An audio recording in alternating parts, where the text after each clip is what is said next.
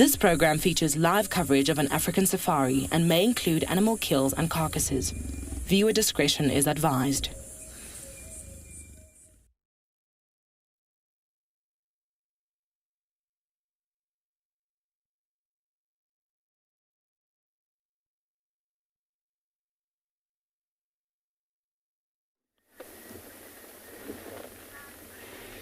Good afternoon everybody. Welcome to Djuma Private Game Reserve in the raining country at the moment where we're sitting here.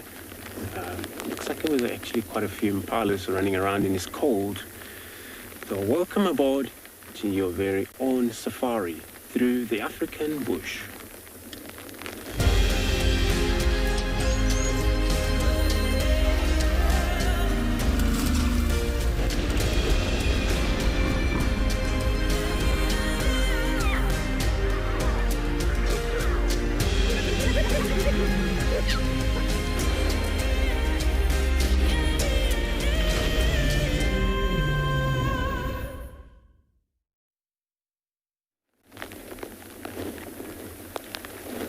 Good afternoon again everybody.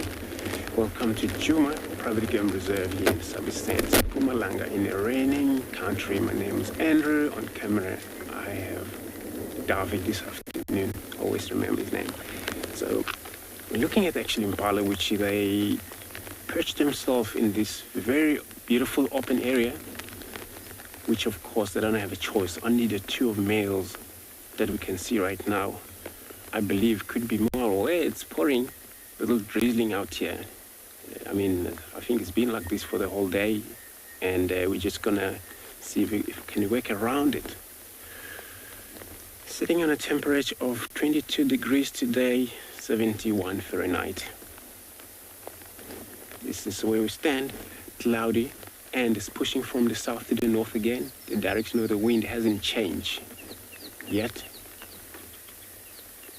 Remember everyone, we're coming to you live from few locations in Africa. Remember to talk to us. They under the age still use kids questions at WildEarth.tv. Also on Twitter, hashtag WildEarth. As well as in YouTube channel at FC. Also easy to go register on website, WildEarth website. Head over the live page. You can submit your questions, then we can able to participate with everyone in this raining area. So this is how we're going to be taking you on safari. Windy, pouring rain. Hopefully of course we'll find some animals, even though they will be hiding away from this wind. Where many of Impalas, of course, we may find them in the open area. Some of the other antelope that don't actually really like wind, where they don't trust them, we're also going to find them in the open, busy grouping up, which provide themselves warm. They were able to puff their coat. It's like a jersey on their coat. So this is how they're going to be warm themselves up. So we're going to be working on the southern east in this area, hoping to see cats this afternoon. I know lions was in the area, and then I think we'll be able to visit them later to see how they're doing. I believe they might actually have been moved or still around in the same places. Remember when we mentioned this morning, we will always say that. But sometimes they do get disturbed by any presence of prey species, ran over to their directions, and of course they will stood up and get to hunting them. So we're more likely not to find them in the same place or in the same place.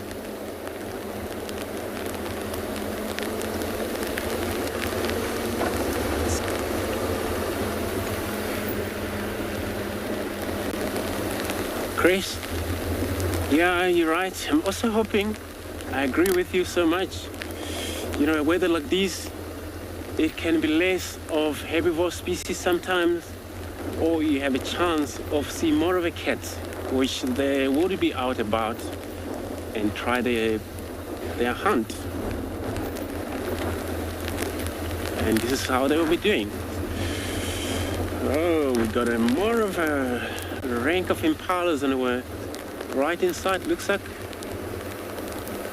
they're also still in an open area. Yep. Thanks, Dove. So they, as you can see here, I just mentioned earlier that this is a situation, even though they want to be in the thick bushes, but maybe there is no choice. I think their life is so important first. They're rather starving, which they will eat grasses, they won't starve, even though they now have to mix their diet. Get some branches, leaves out of the branches, but this is how they have to do.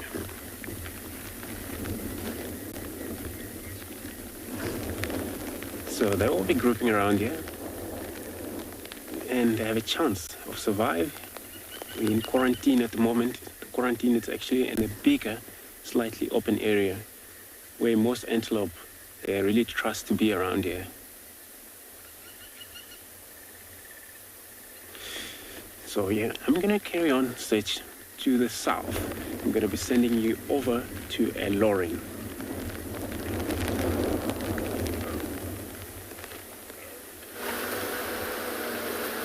Good afternoon, good afternoon. Welcome to a very grey, drizzly day here in Djuma. Hopefully it doesn't get any heavier. If it does, oh, that's going to be trouble. But for now, we shall power through. My name is Lauren, and I do have Simon on camera once again. And I'm just about to arrive at the hyena den. Now, I thought I would be lucky this afternoon because it's colder, but I've now realised, well, it's wet and drizzly and cold. If I was a hyena, I would also... Oh! No. Shh. I take back everything I just said. Okay, let me just position really carefully and make sure I can get a position for Simon because of the rain roof. Oh, no, I forgot we had our flaps down. Okay, let me try this one more time. I think it's Corky. I cannot see anything behind me. We've got our flaps down. There we go. Hello. I think it's Corky at the den, which is truly, truly lovely to see. I could be wrong.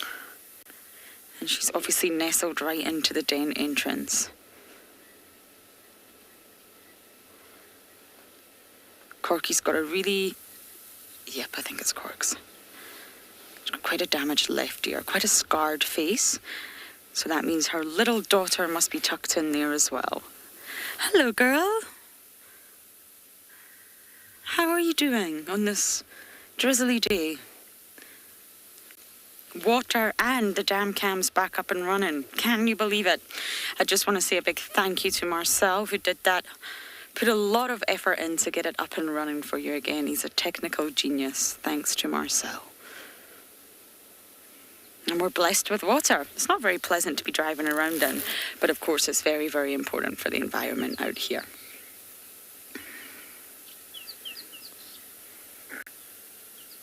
Now, if you think wet dog smells bad, can you imagine wet hyena?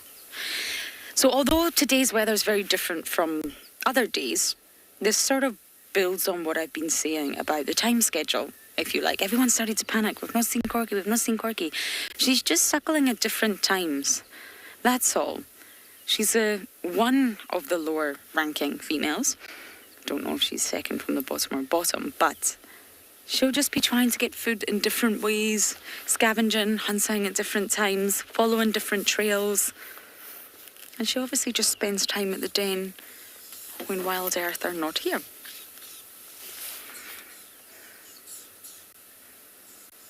It's so good to see her.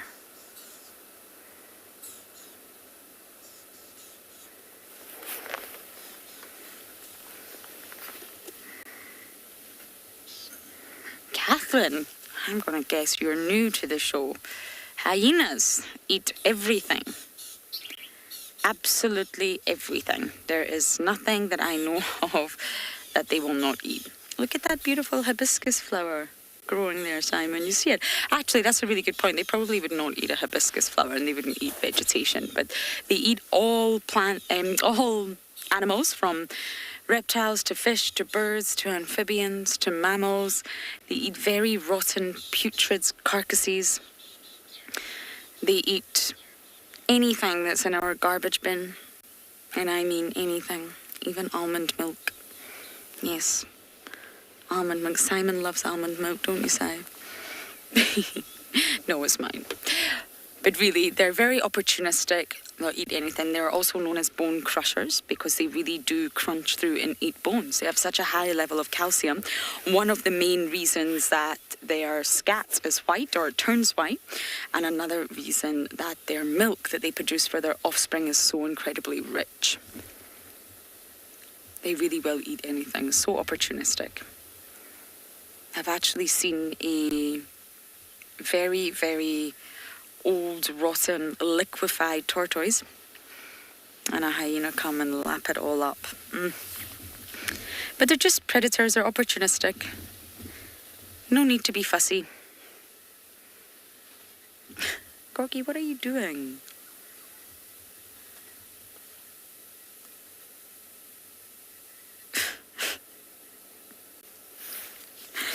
But she's raised a fine and fierce daughter, that's for sure. Her daughter is one of the most popular cubs at this den by humans and hyenas. Everybody seems to love her. Okay, we're going to sit here as long as we can. This is very precious. And we're going to send you across to one of the tallest land animals.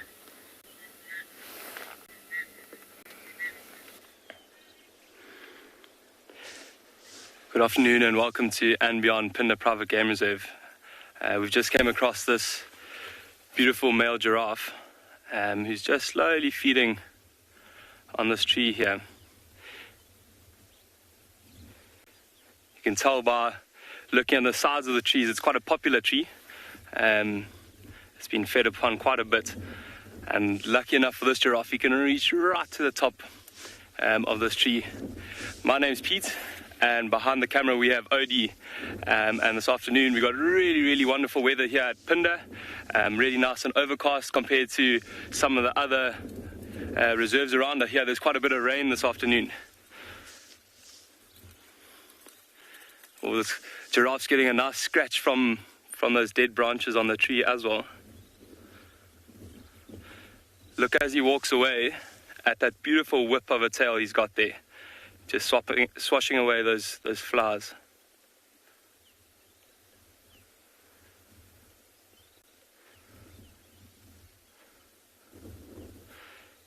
Obviously not such a palatable tree. He just had a few bites there and moving on to the next one. We're going to try and keep up with him.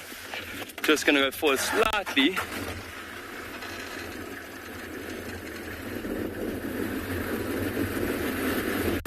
I love how majestically they walk, so gracefully. Yeah. Oh, here's another beautiful male we've just come across now. Look how much dark he is compared to the one we were just watching.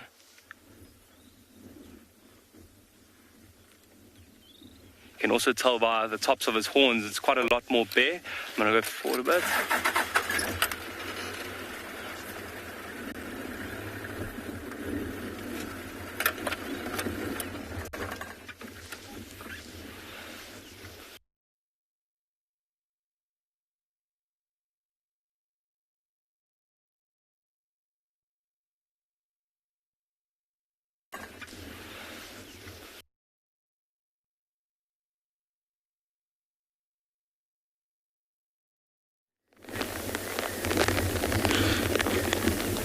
Sorry, Phinda. So here we got a very interesting bird, which is a southern ground hornbill, which they actually mobile along the road over here. I believe this time of a rain like this, nobody likes to be in the grasses. You know, even cats, if there is a time they're around here, you're probably going to find them maybe up trees, maybe on the road. So we just keep closer with this. No, they might maybe not allow us to be close to them much, but southern ground hornbill, they always like to forage on the ground. So for their hunt, which they would hunt from anything, snakes, snails, tortoises, those type, and they will be eaten. Lizards, and this is what they're about to hunt right now. And it's so cool that, you know, they are mobile during the day only, and then at night they would just gonna roost up in trees. Sorry about that, guys. We're just gonna sometimes, you know, because here it's raining, so the lands kind of pick up some rain, so we're trying to maneuver so that we can have a clear look at these animal birds. They're sometimes in group of 4 up to 7 sometimes.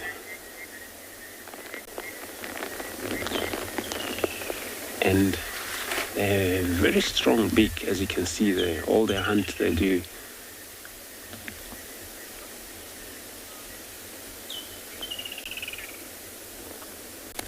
Cattle.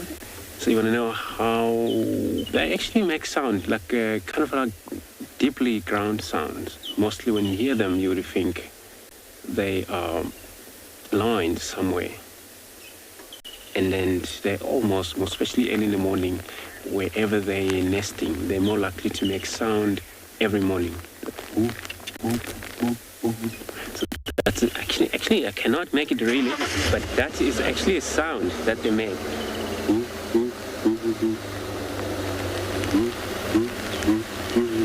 So pretty good. It is actually a song they make. You know, cultures always believe that it's all about, you know, somebody mourning amongst them, that so you're eating all food without me, and because they don't actually want to share, especially since they feed on the very small things like lizard and things like that, snakes, and except when they are, you know, feeding their chicks. So they will able to bring or teach their young one to able to feed on this type of food. They can fly also. And when I see them do that fly, it looks like a turkey when I do that. So they fly very much. They have actually kind of like white on their underneath of the edge of the wings. So let's keep up with them. But this is actually hunting. So they won't probably go into grasses, like I said, it's wet.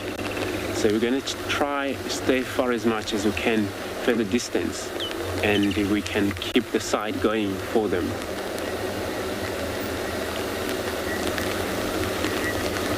You find maybe they're from the group where sometimes if the female, she's on a nest and there is other member who go hunt, and they're trying to get away from us, but sorry bird, got you. So the nest will be on fog or holes in trees, fogs,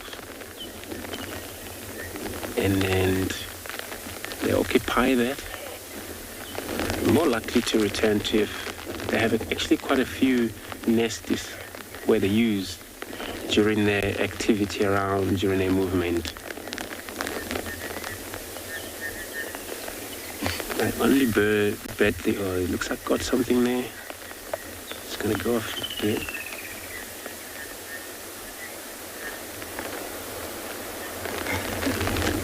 Lee, I agree. It's amazing how they're actually out about and going around here. So they actually visiting quite a lot of, you know, animals' dung, like an elephant dung. So there's a little bit of sometimes worms and these small beetles. They would go about, feed on them. But again, they need to keep up together that don't actually. It looks like they're flying right now. Look at that. Look at this. I think is a good way then. I'm just gonna see if we can see them nice from here. But that one is already up in the tree. Did you see those wings? See that? I just mentioned the age of these wings is showing a lot of white. This is how you would be able to identify them from the air when they fly. And the male and the female would have the same color, even under the wings. Only the difference is that the female should have a, bright, kind of a bluish under just between this wattle and the beak, where the beak begins, along the throat, just a little. That's how you're able to distinguish the difference between the male and the female.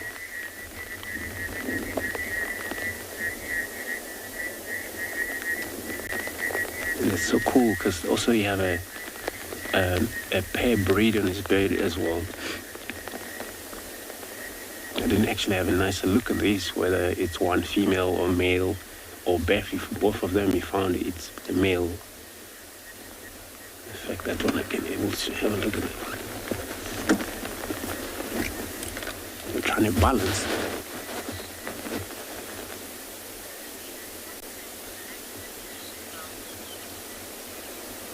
Cobra. So you want to know what kind of animal would eat ground hornbill. So if they get close to the leopard, off they go. So they will be eaten pretty much by any of carnivore species.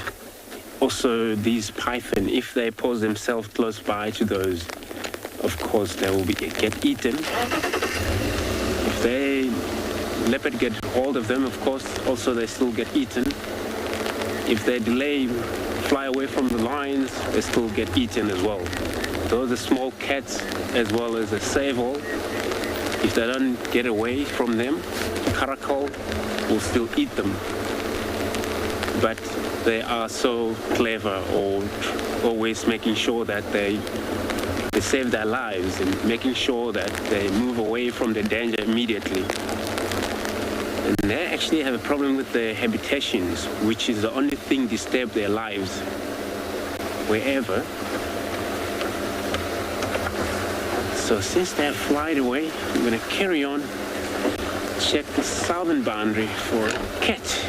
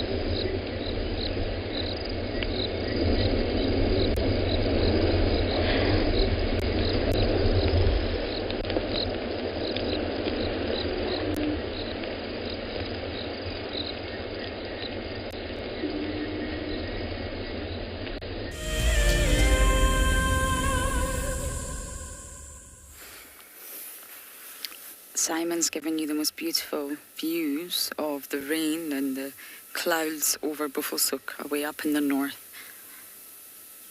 That's what's on the horizon there, Buffelshoek. Now Corks is still here. I saw a glimpse of her cub, but other than that, it's all very quiet. Now, I mentioned this morning, but I think we may have lost signal. There was a young skittish male found on Buffelshoek this morning on a kill. And I think this is the male that's been seen quite a lot, and nobody knows who he is yet, per se, sort of on the radio, and he appears to be very skittish. So we may scratch around a little bit later and see if we can see him, because our camera can view him from a distance compared to the other vehicles. Maybe just try to get an indication of who he is, exactly how skittish he is, and view him from quite far away. So that's the plan, but I'm just going to stay at the den a little bit longer, because I've not seen corks in a while, and we never know who else is going to show up.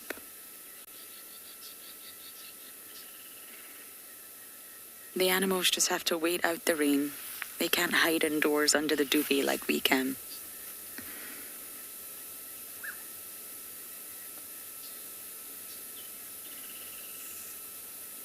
Although the cubs are probably hiding under their duvets inside, to be fair. They maybe came out a bit earlier, but they've gone back inside again. It's not heavy rain, it's just a constant drizzle. That before you even blink, it's soaked everything. And this will nourish the ground, nourish the vegetation.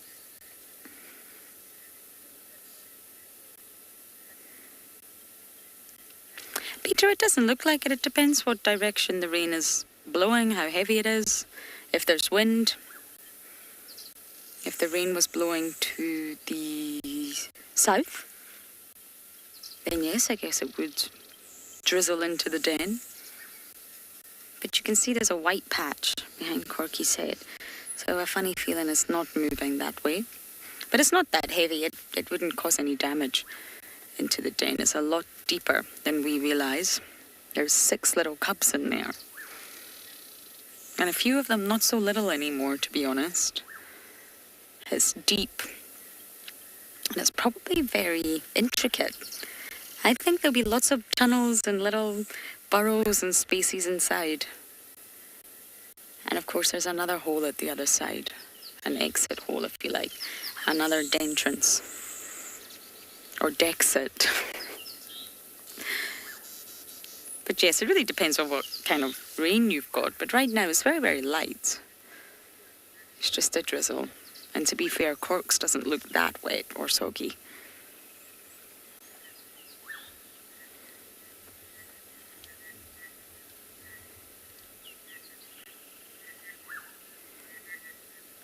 And you can see the birds are all still calling. I'm sure you can hear them. So it's not wet enough to bring everything to a sort of standstill. Normally in the heavy torrential downpours, it'll be extremely quiet because everything's trying to avoid the rain, and you also can't hear anything over the rain.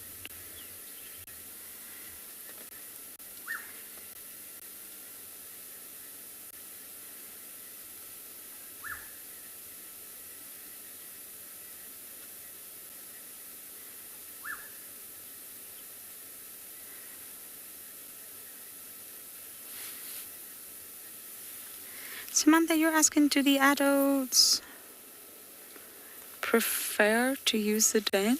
Take turns. I think you'll have to repeat that one. Gwyn? Take turns to use the den. They're not actually using it. It's a communal space. Hyenas have a very sort of detailed and complicated social structure, a hierarchy. So they're not really using it. They just come here to see their cubs. But if you mean, are they all using the little space that Corky's in right now? I guess they do. I've seen them all use it, all the mothers. But then we've also seen everybody here at the same time. So they don't take turns. Anyone can come to this space anytime they like it. It's a communal area for the Djuma clan. And normally they avoid this den. Oh look, we've got the closest relative of the hyena on top. Do you see that, Simon? A dwarf mongoose sitting on top, looking down at Corky. Oh, it's just disappeared. Hold on.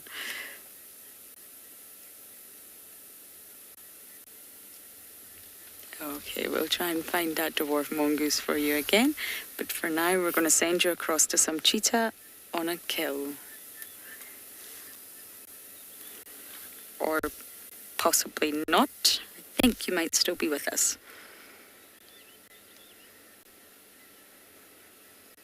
You are still with us. Where did that little dwarfie go? So there must be dwarf monkeys using this mound as well. That's the first time I've seen that. We saw the termites streaming out the other day. But there must be a group of mongoose also using this mound, or the upper part of the mound. It's hiding. I don't know if it's hiding from... Oh, Simon, you got it. I'm too busy looking for it with my naked eye. There you go. There's the cousins of the hyenas. The closest relatives. Peekaboo. The low-felt smallest carnivore, yet equally ferocious. I've never seen mongoose use this mound before.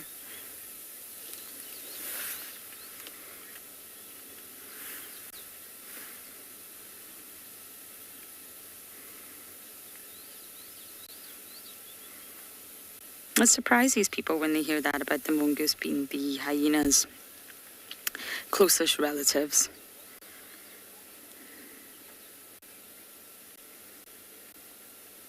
I didn't catch that name, but you're asking what time of the day do they scavenge? I don't think they have a schedule, to be honest. And they don't just scavenge. They hunt. They're remarkable.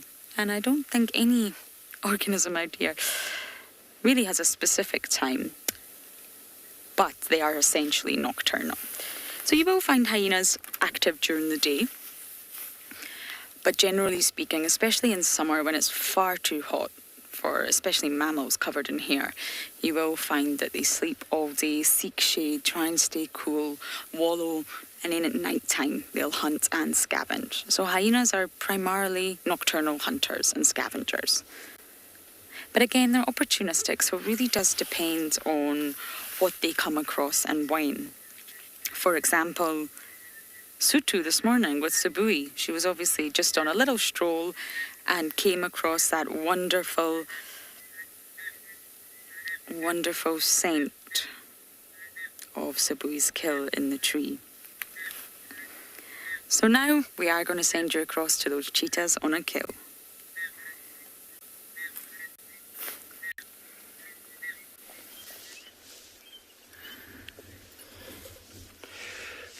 Welcome back to andBeyond Phinda. We've just come across something really, really special here.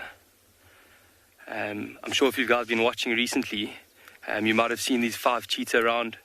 For the last few days they've been looking really, really hungry, and some exciting news to see they've caught an Impala ram. Really, really, really impressive for them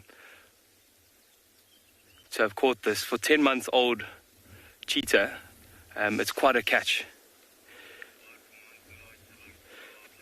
If you look in the background, there's one of them just resting, not even having anything to eat. He's still panting really heavily. Maybe he's still tired from the chase. You can imagine it must have been quite a chase through all this thicket that's around us here.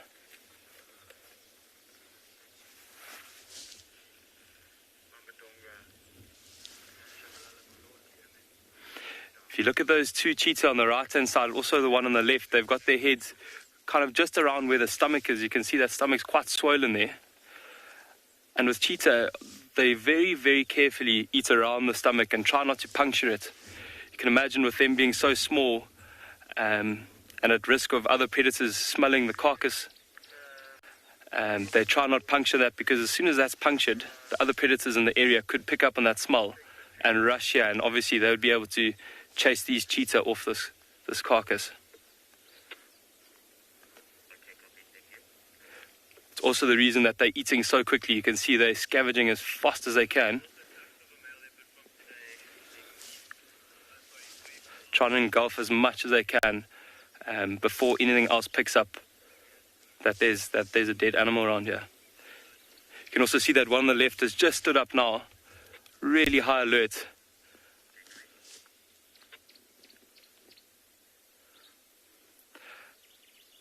Something I love watching as well. If you just watch their tails there,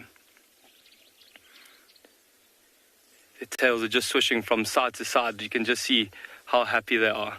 And thanks, Rory. Yeah, we're also very chuffed, very happy about this. It's really, really great news.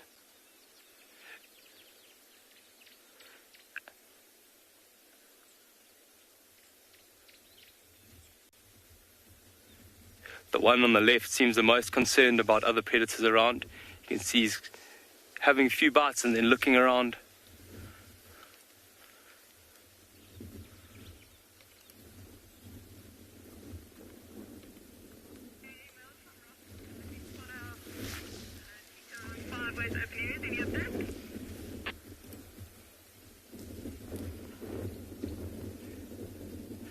Zandri, those animals have been located. You can take standby 3.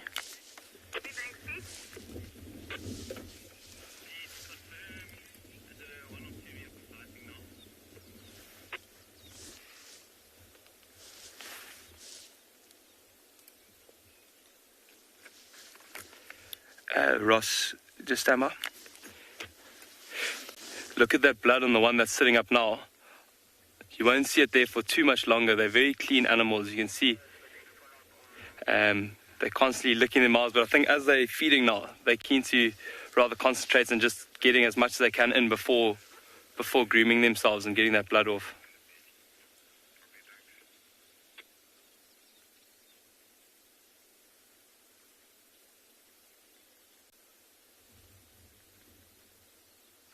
You can see the one's just gone out the back now to face the other direction.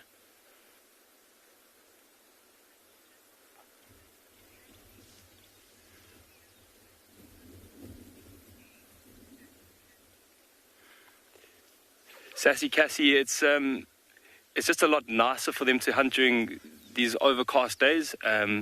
Cats don't have sweat pores like you and I. They have to exert their heat through their mouths. So that's often why you see on a hot day they'll be panting with their mouths open like that. So you can imagine on a cooler day like today, they could control their body temperature a little bit better. They wouldn't have to rest as much, and they can tend to be a little bit more active. Also, if it is raining and quite windy, the animals that they might prey on might be a little bit more sidetracked. The rain might dull their hearing a little bit, and the wind also could work to the cheetah's advantage if they were to hunt. The one in the back now just rejoining, can't resist. Those delicious looking ribs, I'm sure, in their eyes.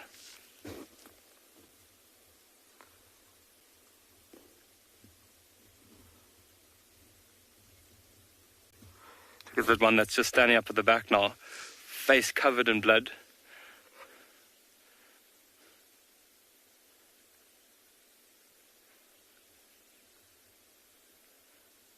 So hopefully this Impala ram will last them a couple of days before they'd have to hunt again. But I'm sure they've learnt a lot of lessons out of this hunt.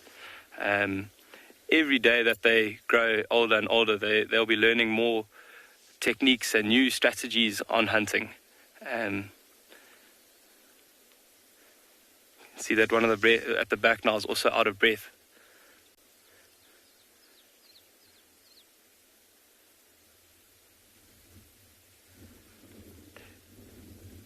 If you look at the cheetah on the left there, you can see it's turning his cheek and using those side teeth that they call gnashes to cut through the skin there, and just to get to a little piece of meat that they haven't quite got to just yet. They don't have molars like you are. They have to use their specific teeth to rip off chunks and swallow them. They don't chew their meat.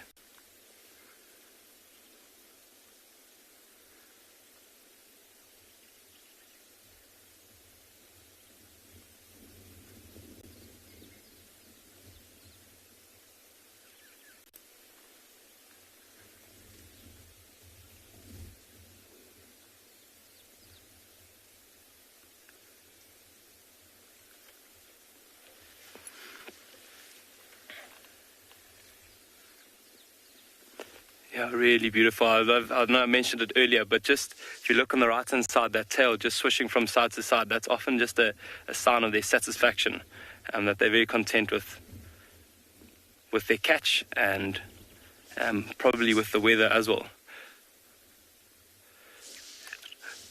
And I'm not sure if you can see just in the background there's a timberti in the way, but you can see there's a yellow-billed kite coming in. Holistic, they won't always stick as a family. There's 3 males in this group and 2 females. The males are more likely to stick together and form a coalition, and probably in about 8 months' time, at around a year and a half to 2 years, that's when they'll form that coalition, and then the females will go off on their own and be independent.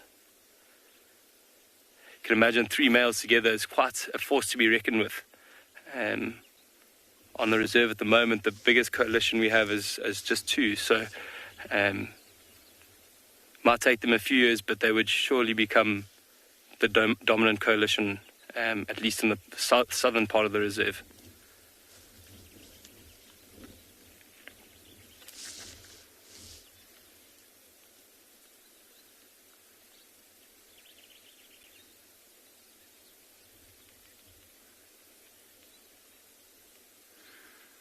Yeah, so we might sit here for a little while, watch them feeding, and I'm sure as they move off, they might go and try and find an open area and move away from this carcass, especially with other predators that might be able to smell it.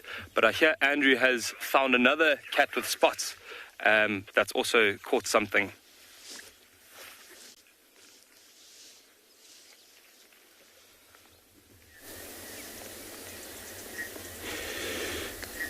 So cool. So from cheetah, hoping for them to find a rest, and now we on a leopard sighting over here, everyone.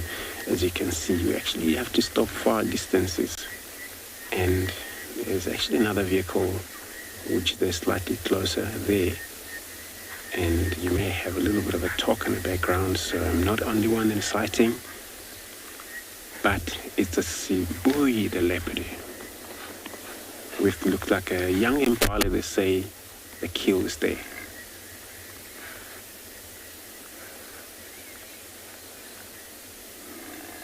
It's cool. Oh, if you listen to that kind of a sound coming from the background, that's an impala.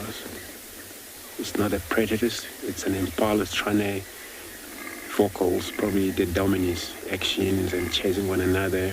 One of these dominating males would make that sound. But she's very much looking out for it.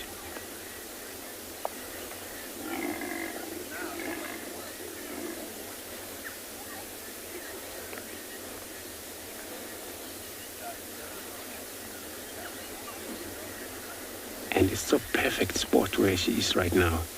Even though that branches is kind of like up, then she got it, I think she faces downwards. But it's only for a feeding in there.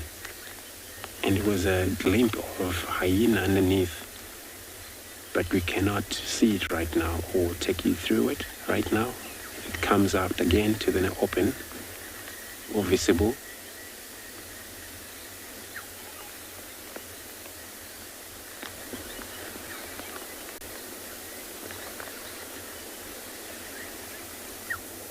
It's probably maybe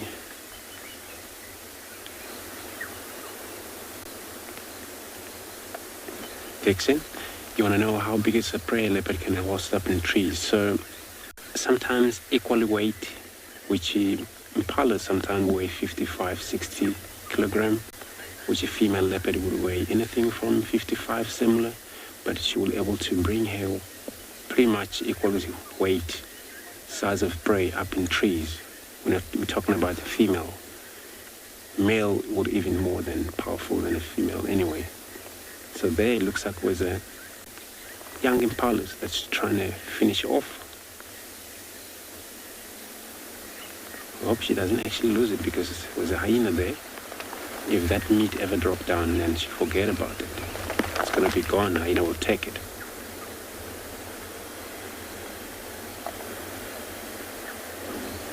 So now she moved. Let's see if we can reposition here. because he's moving, probably changing direction or position.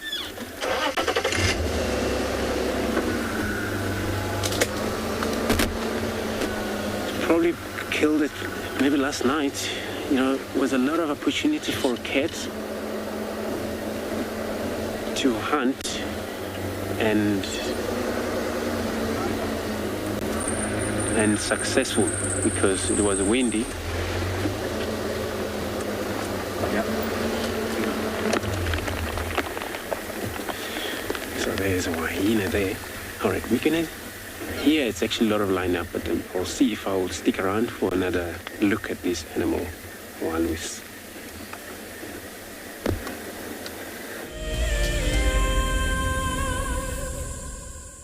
Is Rusty. He's my favorite vehicle and we've been through all the good times here in the bush. Now if you feel a connection to Djuma Game Reserve like I do, then we have a fantastic opportunity for you. You can have your name engraved on a brushed metal plaque just like this one, and we will attach it to Rusty so you can always be with us on safari in spirit. We will even send you a digital photograph once your plaque is mounted on Rusty. Spaces are limited, so grab your spot now. Goodness, look at its wobbly legs. Oh, I don't believe it. I can't believe we've actually seen it. Oh my goodness. Oh, careful, careful, careful. Oh no. Oh, it's okay, little one. Okay. Expect the unexpected here on WildEarth daily. Hello everyone, I am Yapi and I am a safari guide at andBeyond Ngala.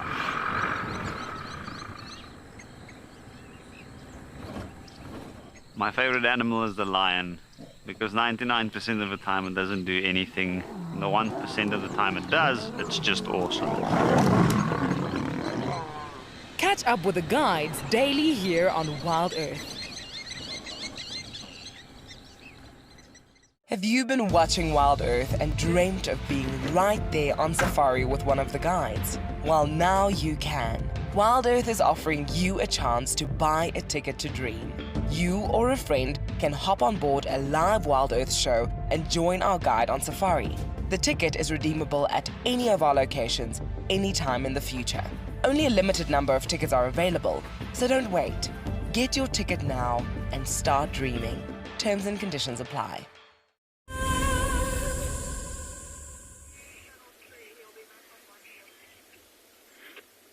Welcome back, everyone.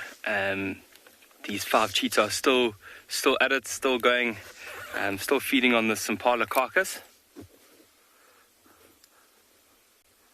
can see they're still very, very nervous and just very cautious. There have been some lions in this area, so it's possible that they might be picking up on the scent of them, and that might also be making them quite nervous.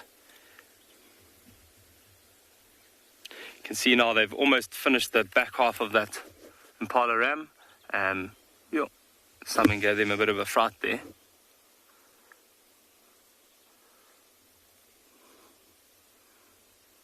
Yeah, so much blood on their faces now. I think as they're getting towards the bottom of that rib cage, there might be a little pool of blood there that they're getting caught inside. But if you look at this one on the right, he hasn't been feeding there near the rib cage, so his face is still quite clean.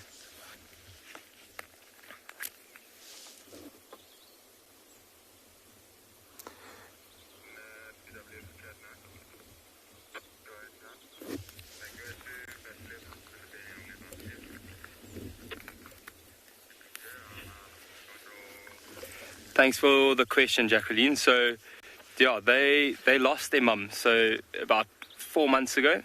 So they've had to become very, very independent, but they rely on each other a lot. So you can still see they've got quite a close bond, and they rely on each other for almost everything, for protection, for hunting, and also for warmth on cold days. So they certainly do have more independence than a cub that would be with their mother still, but they still rely heavily on each other. You can see how while 3 of them are feeding, the other 2 are on the lookout. They definitely are recovering from eating so much, but they're also on the lookout and they might take turns to do that as well. One will come and feed, and then one will leave to be on the lookout. It's amazing to see as well, just watching them now, that fur on the back of their neck there is still really, really long and goes all the way, almost halfway down their backs, just showing their youth, which is amazing. And this amazing accomplishment of catching an Impala ram, and by the looks of that horn, it looks like quite a big ram. Really decent sized meal for them. You can see that one on the left is using its gnashes again, trying to get to that little piece of meat at the bottom of those ribs, trying to rip that skin open. And that stomach that we mentioned earlier, still unpunctured, still whole, and starting to get quite bloated now.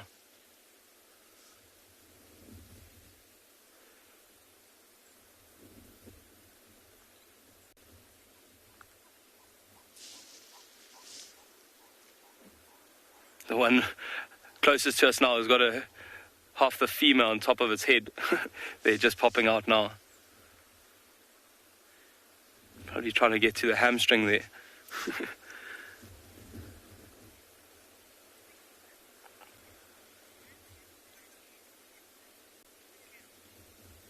So we're going to carry on sitting here for a while, and we're going to send you back to Andrew with his leopard.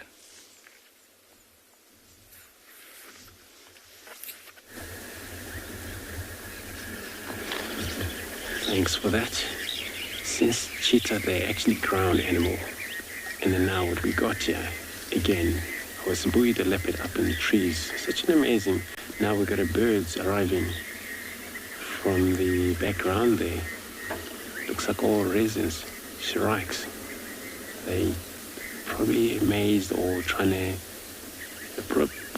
shocked.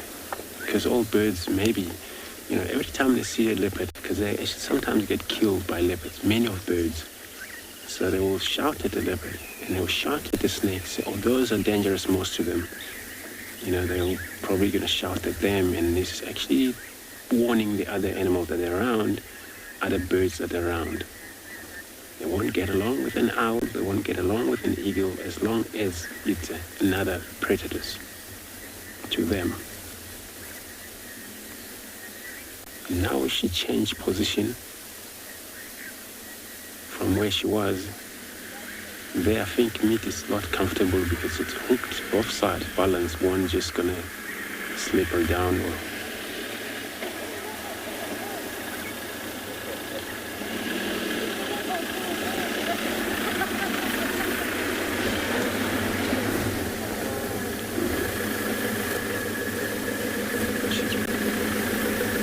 Looks like there's still a lot of meat there for her. She's probably going to be here if nothing happened. She will be here probably all night. It's not hot. Water's nearby. Cheetah Dam, or even there before there, it's a lot of puddle of water.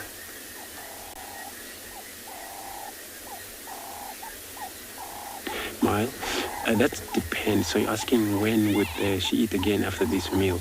That's depend, if availability of food around here, but they have a lot of advantage of getting another prey down again.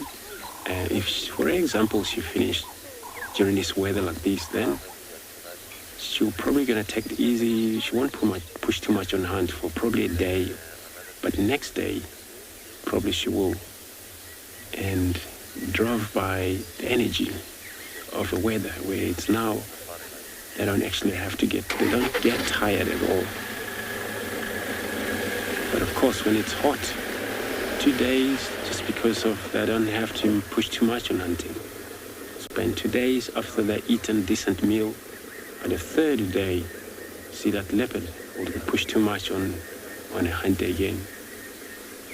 But understand that anything that comes across, the leopard would kill 2 prey species close by if it's possible. Doing that not knowing what the next meal will be available for that cat, so they can do as much as they can. 3 kills they can, if it's possible. And they can able to switch, depend which one they're gonna start from. And if finally, if it's too hot, the third kill then is gonna rot maybe, but up in trees, eventually the eagle will visit those ones, and the vultures feed from that branches.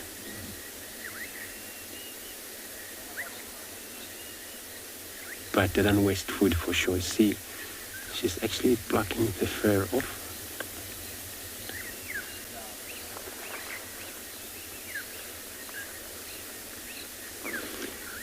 So you're asking what other predators can climb and still that kill another leopard. You know, the same species of animal, but also the lion can get up there. That is not actually height far away from the lion. Lion can climb that easily, get into the fog. I see there's a lot of fog in this little tree here, which will make it a lot easy for lion. Once that lions manage to get to the first fog, and the second one, it's actually close by, and this is when the meat will be stolen from there. But other than that, no one else. The third one, no. Only the two of them, lions and the other leopard. A hyena, they can only get it when that meat is down. They can't climb trees. And the vulture cannot try to flush her off that kill. They'll probably perch around here if they're around, those eagles, until the meat is done. And hopefully, you know, they will perch in there, investigate for remain of all skin, anything that left behind.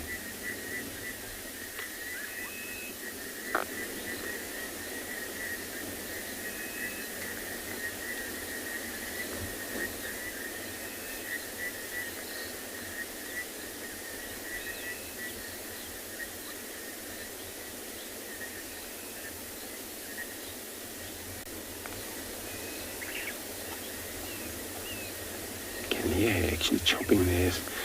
So this feeding situation, she will actually feed right now. Once she get enough, she will just gonna take it easy, relax, digest, and then when hunger take place again, this is when she goes up. We're lucky when we get here feeding, because a lot of time, you know, you just get there to the kill, and then that leopard already just fed on that kill and then resting far away from that kill.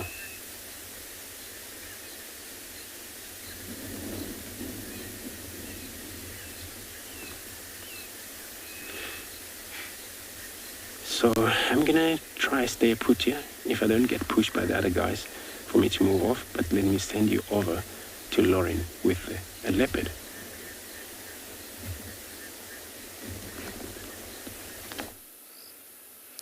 Everyone, you're not going to believe it. We've got him. We've got the skittish unknown male leopard.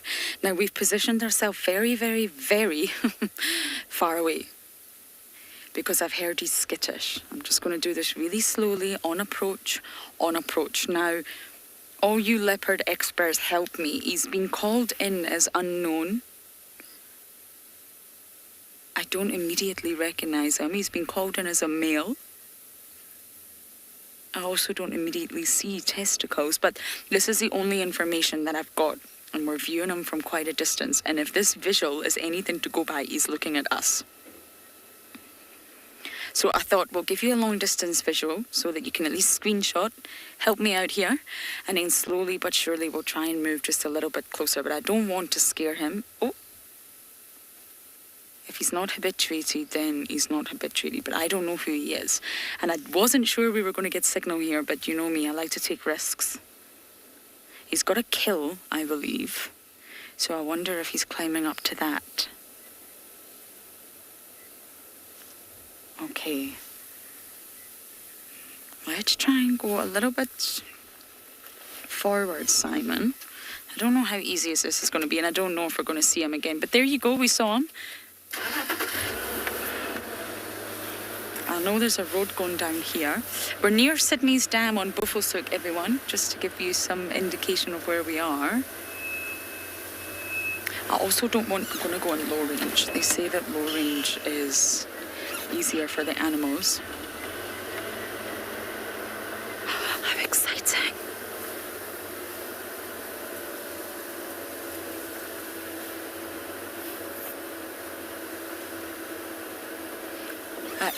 He's okay. Let's just take him from here. He's back down in that perch again. At least we're a little bit closer. Can you get him from here, Simon? Sorry, it's not easy.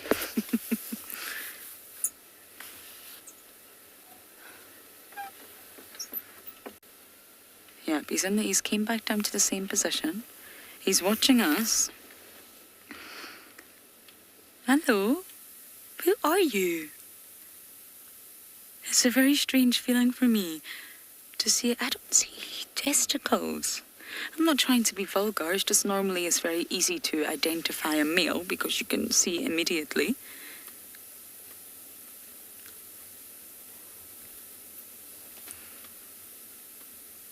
Leopards are generally elusive and shy in nature. This is completely normal for a leopard. What we experience in the Sabi sands is something very special. I'm not sure if this is a male, or maybe maybe we're just too far away. We are going to try and get closer, but just bit by bit. Let this individual get used to us. We're here. Most likely can hear my voice. They've got an incredible sense of hearing. Let them relax. And then slowly but surely we'll go forward.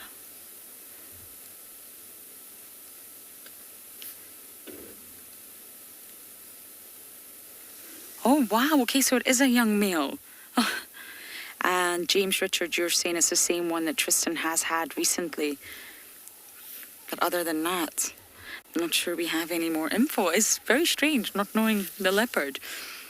Must be quite... Ah, yes, I see the genitalia now. Okay. It's a very young male. Okay, so if we just sit here, this view is perfect. We can just spend a little bit of time here. We've got signal. And we're quite close to the western Manguleti border, just above Sydney's Dam, just north of Sydney's Dam. So we could have really come from anywhere. But on the radio, he is called in as skittish. It's not fair for us to sort of bombard our way in. But leopards move more often than we think. So leopards, as I mentioned, are generally shy, generally elusive. They can pass through areas and we'll never know. We're only used to the ones that are territorial. And we follow mothers, we follow cubs, we follow territorial males. And therefore we know where to find them, we know who it is. But I think a lot more leopards pass through this area than we realise, especially now that we can traverse Bufosuk and we can traverse Torchwood, as well as Simbambili, and as well as Chitwa. A leopard could easily just pass through. Look at him. He's definitely watching us, for sure. We're really far away. I would say about 100 metres. What would you say, Sai? Yeah, 100 metres. No, more than that. I'm really bad at judging distance, but he's far away, but he's still got his eyes on us. Their vision's said to be about 7 times better than ours anyway.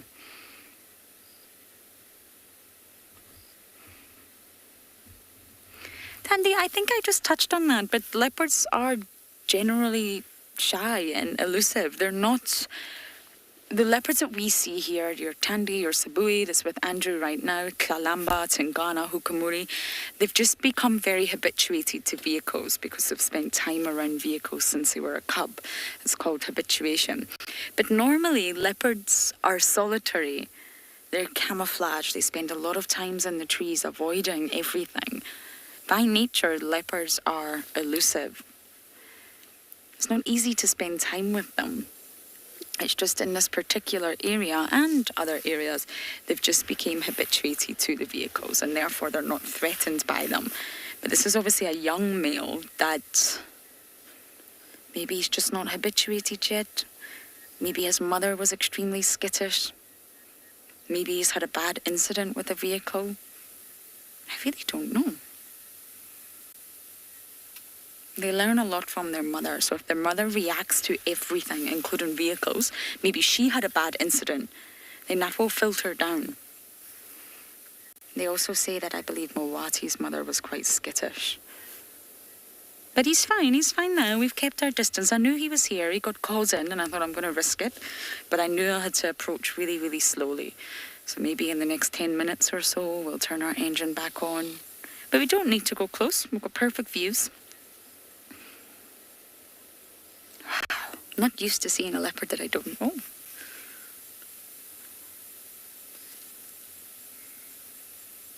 I can't see a kill though, can you, Simon?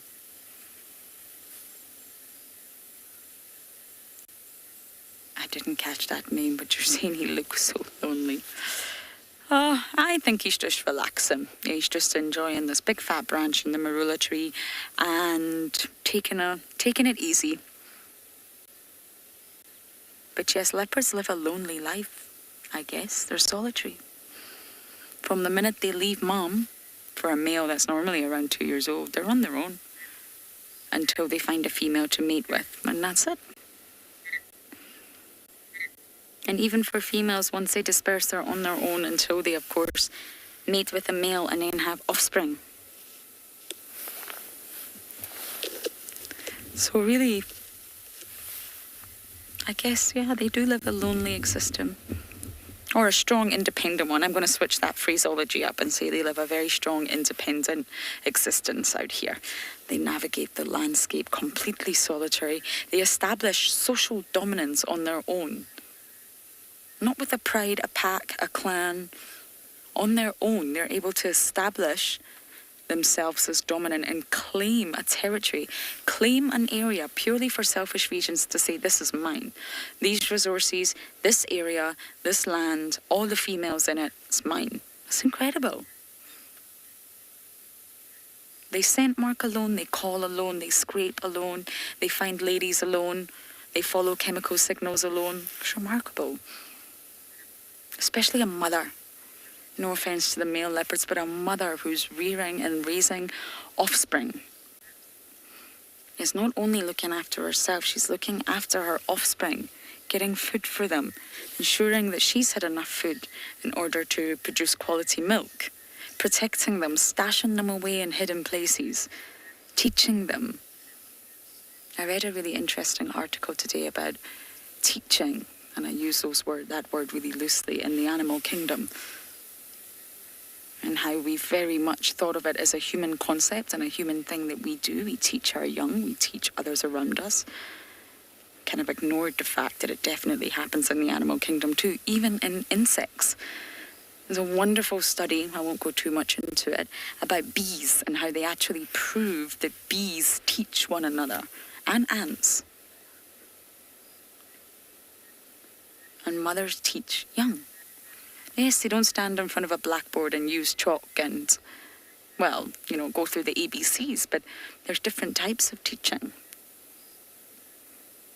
And a lot of mammalian species, at least, they learn by watching, observation. We will do what mom does. Just like Hart's little cubs. They're acting dominant because they've seen mom act dominant. They raise their tail because mom raises their tail.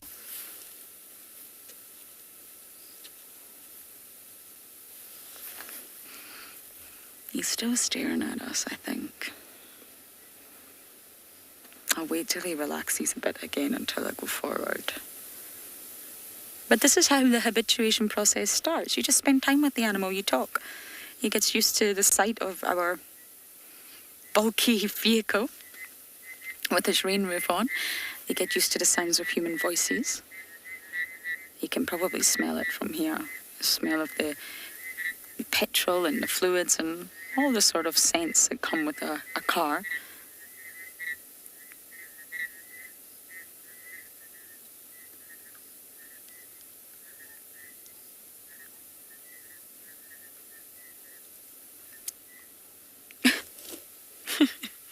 Are you showing off now?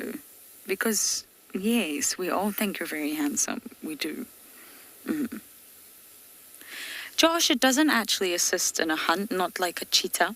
So a cheetah's tail, which is very different, is specialized. It's an adaptation for the phenomenal speeds that they run at. Now, imagine running at that speed and you keep your head incredibly still. Probably going to need a rudder at some point, some sort of rudder that's going to anchor you when you're turning a corner, or at least making a slight bend in your movement. And that's what a cheetah's tail does. But for a leopard, it doesn't do anything during the hunt. They use it as communication, definitely. They communicate to other leopards, intraspecific. They communicate to other organisms, interspecific. They use it for their offspring, but it's not something that they use in hunts.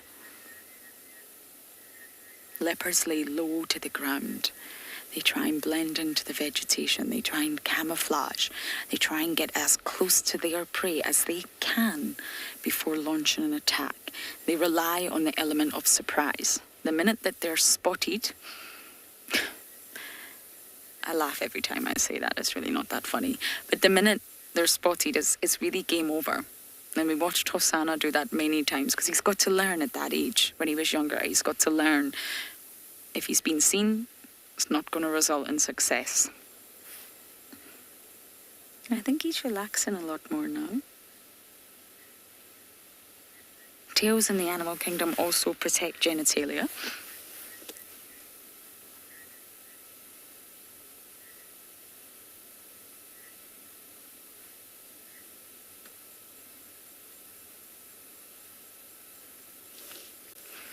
And I read a funny quote. I was reading an article about tails because I wanted to understand the evolutionary sort of tree of tails and the use of them. And it said, tails are like opinions. Basically, everyone has them. Is that funny, Simon? He's not laughing, he's giving me a sympathy chuckle. But basically, as you get closer to humans on this sort of evolutionary tree, they do disappear.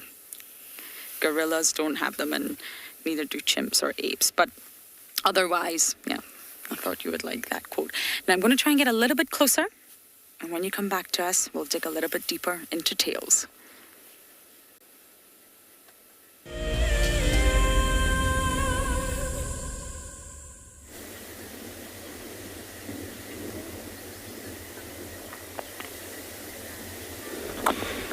Thanks, Lauren. So from the leopard, now we got a, looks like breeding herd, nice breeding herd of elephants right here. And it's actually quite nice and open, where they just started to come out about from the bushes. Look at these young one, right in between these bigger one.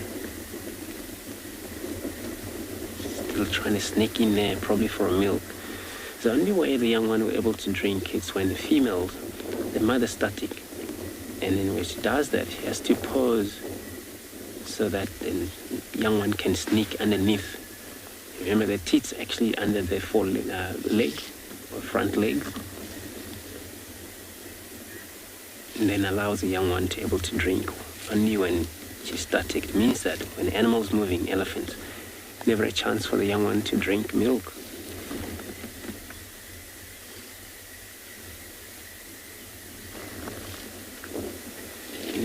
How it's actually well protected, these young ones. So with 3 vehicles around here, but they kind of like very much comfortable. Look at that tiny.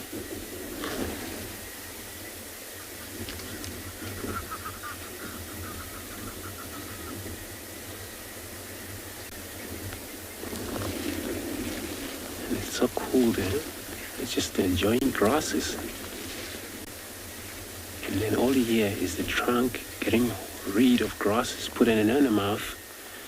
So I'm going to try stay put with our elephants.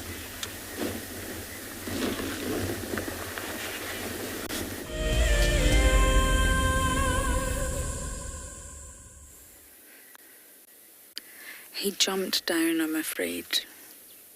We got a little bit closer and he was fine, and then he jumped down. So I think I'm just going to sit here. I know it's not relatively exciting, but A, habituation's important, and 2, or B, I just want to see if he does relax and he does come back. I did hear he had a kill. Maybe we can scan the tree, Simon, now that we're a little bit closer. I've got our rain roof on, so it doesn't really make ideal viewing conditions, but if there's a kill in the tree, then most likely we'll come back. I don't see anything dead there. Nope. But don't worry, we're still very far away. I mean, we didn't push it. But he's obviously just not entirely comfortable.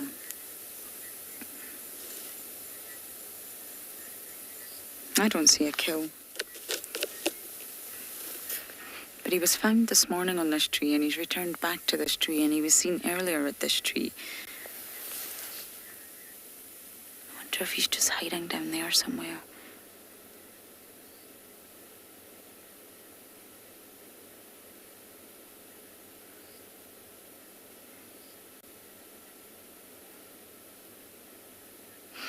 Okay, so I'm going to sit here for maybe just 10 minutes longer, follow this story, and hopefully our skittish boy will come back. But for now, we're going to send you across to Andrew with the herd of elephants.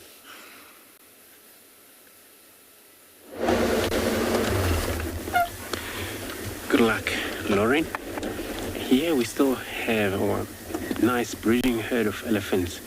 As we can all see that they have come now out completely. They're in this open area. And then I'm not sure, they probably won't stay long. They're actually on move right now. They're moving down to the drainage line system. So we're actually uphill. So which means if they move further down where they're actually heading east at the moment. But it's cool that, they finally came out to their higher point.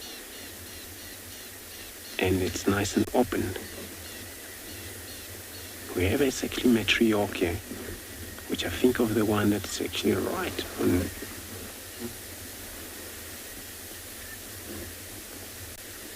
Yeah, past that marula tree, I would think of the one that actually right there as a matriarch. When I look at them all, looks like she's actually slightly bigger than them all, or maybe could be more of them that we can't see then.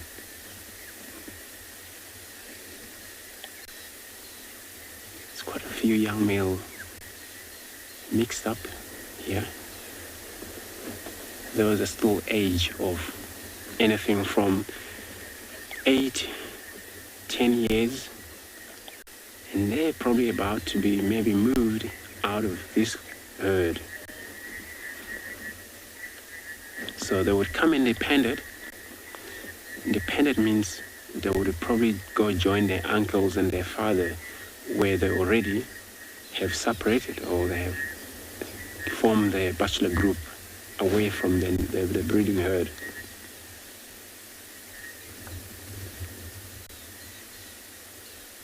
With the temperatures they're on right now, or we on, if you look at them, they're actually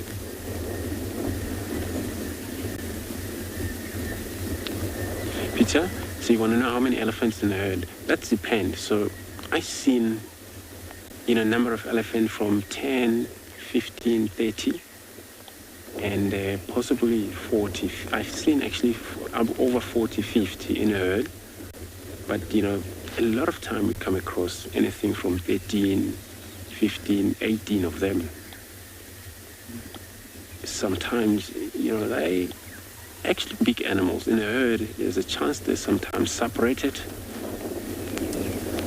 The whole group of maybe 50, 20 move separate way, and they have to establish their own pathway or wherever they go around, but they communicate, they rejoin again because they're part of this one group.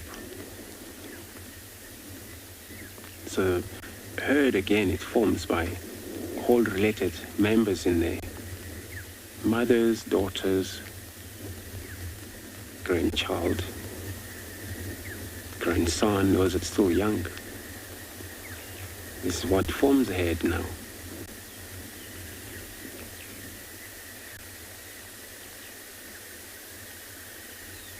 So I was about to explain that, flapping ears now is not happening quite a lot because the temperature is great with the weather. Where during a hot day, then you see them flap their ears quite a lot because of cool off.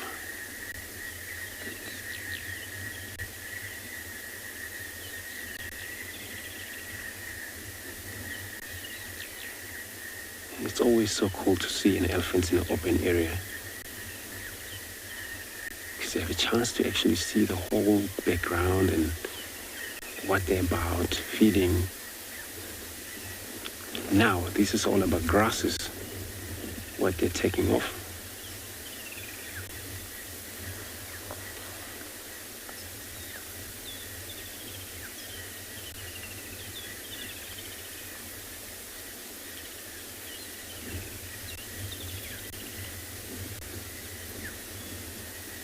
So they can't wait for these marula fruits to ripe. And they're all just going to run around so much. You will see lots and lots of herds coming in from different areas.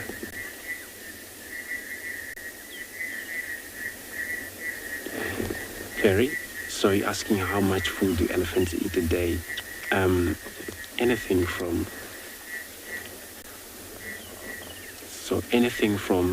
250, 300 kilogram a day for big elephant. So this is what they need a daily basis.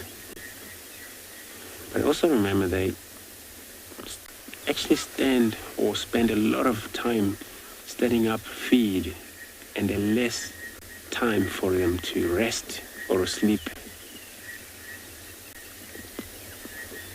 And then of course, with a mix of these young ones here, they would probably gonna take it easy somehow where it's cool for them, where wind doesn't blow much, and then they were probably just gonna take it easy, lazy around, but feed. And these young ones, only a chance that they will go down, sleep, maybe an hour.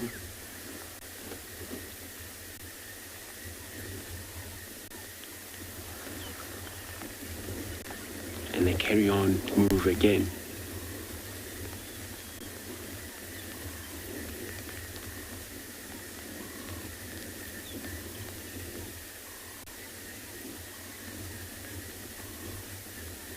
You know, summer, it's always so cool for such a big animals like this,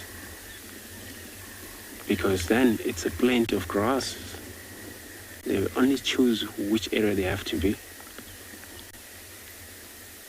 If it was in the winter, they would come out, but then they would probably interested on tubers, which they have to dig from there to get it under the ground. They're good at that.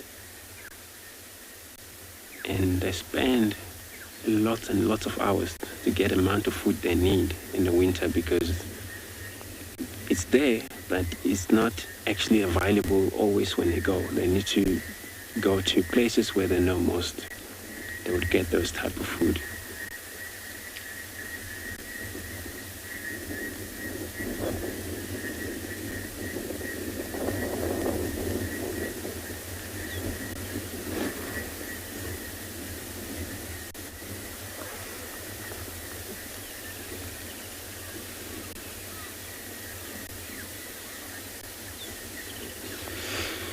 Dominic, so you're asking what unusual things with an elephant I ever seen them do. For sure, since I understand so much of elephants, and the one thing I would recommend, the thing they do that I actually was my first time to witness this. It's one of the elephants that actually died just after birth. And that elephant died right close to the lodge I was at. So when I seen that happen there, they spent a whole month coming in an area, but off again. So maybe they would come twice a day, but the whole month, and they know already it's already gone. It's already, the young one died, and the hyena eat them. But for them to forget, it's not easy. They have kind of memory, almost like a human being, but we even clever more than them sometimes, but they have this good memory of not to forget quite easily. So that was actually an unusual thing. And then what they do when they arrive into the death scene where the member have died, they're all just going to approach, but carefully when you see them do that, it looks like they all seen something strange. But this is kind of respect of getting in there. And they're all just going to group around together. It looks like maybe they're sharing kind of like a small watering hole to drink, but this is where they're sniffing around. The whole group, if they're 20 or 50, they all get around in that area. So that was an amazing. And I never seen that again. Maybe I will in future, but that was my best sighting or best experience of this animal, to see them do things like that. So I'm gonna have to try move slowly so that we keep sighting of this beautiful herd of elephants.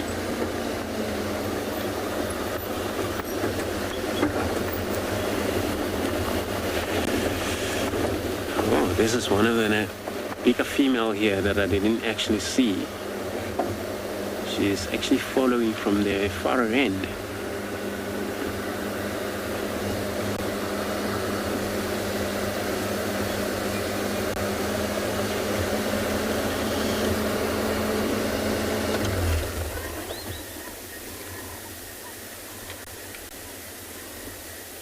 So she's one of the bigger one here. And I always mention the one was leading on front.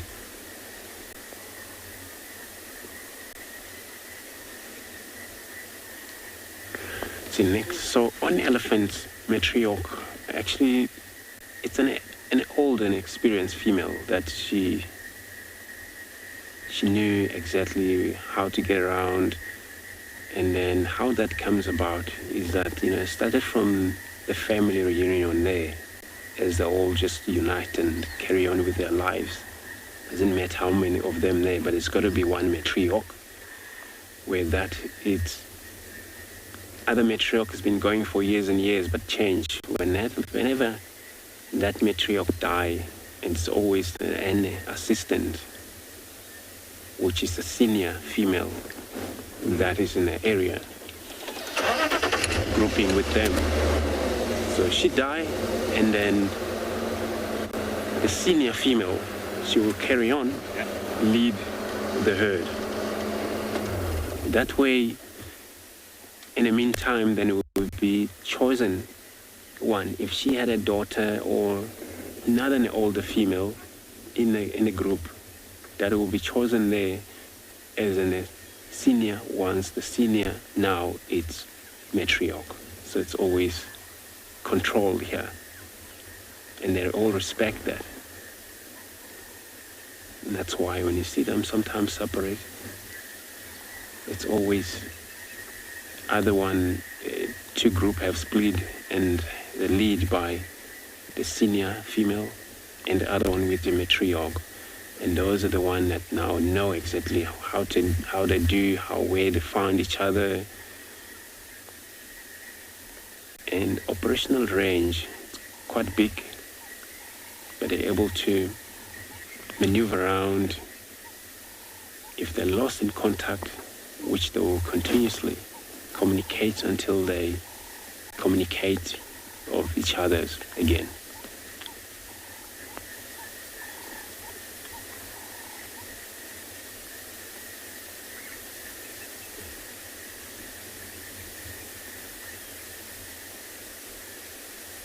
So we'll see now, the one she was right in the end, if that is in the matriarch, see where she's going. Yeah, this young one is probably following the other one that was right in the end. If they're going to change back towards us again, it will mean this, that the matriarch was the one that was far in the end.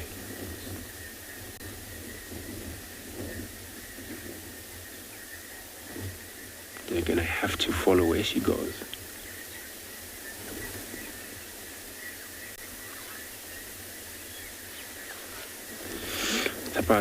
So elephants, their mood is quite very different to most other animals.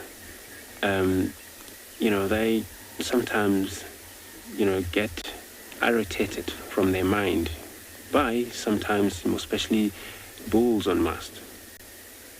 So looking for what he needs, finding females, and he's stressed of being on mast, which means must find females though.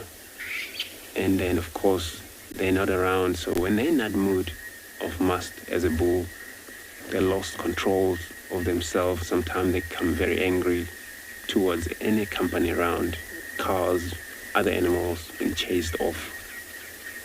So except, for presence of human being close to them, for other animals trying to irritate them, that's for that bull, he would irritate it from being in mast.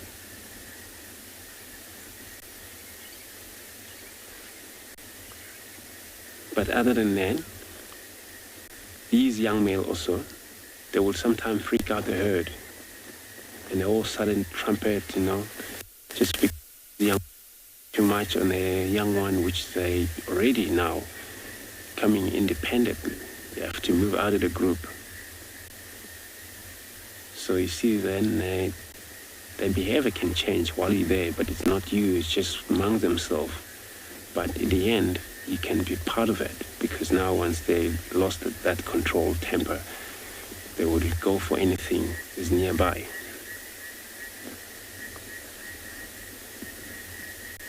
Yeah, so it's quite a few things that actually can irritate them without human interfering.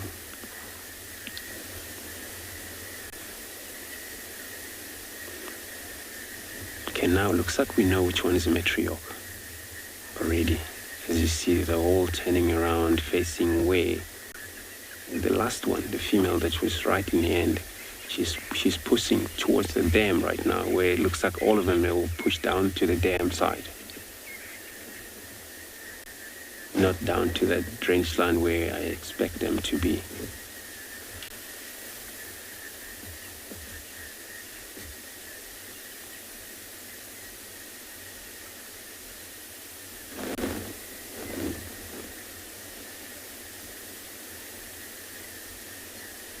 And it's so cool. They're actually very much protective animal. They always worried about their lives. Even it's so big, can freak out with a small thing, and just for safety. And I'm gonna try stick with this animal.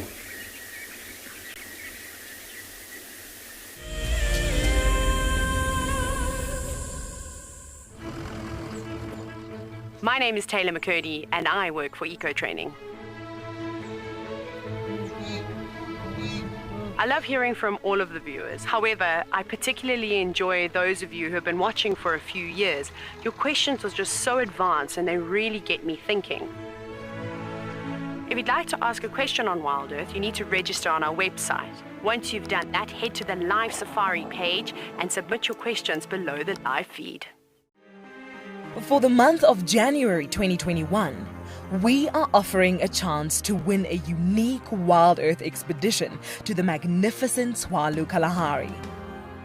From the ancient Kortai's Koranenberg Mountains to the southern Kalahari's red sand dunes, Tswalu offers what travelers crave most: space and time.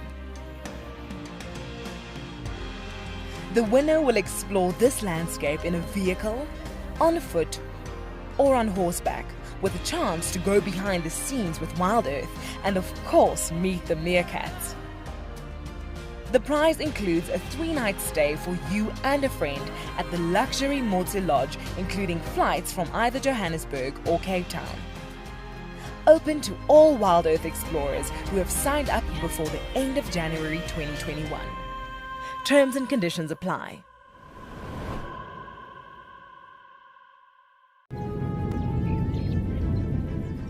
Oh, it's going to be in trouble now. Oh, this is unbelievable stuff. Here comes a hippo in too. Go, Impala. There's a hippo coming in. I can't believe what we're seeing here. This is what we'd normally see in East Africa. It's all over. Hippo leaping at the crocodile now. Everything's gone underwater. Expect the unexpected here on WildEarth Daily.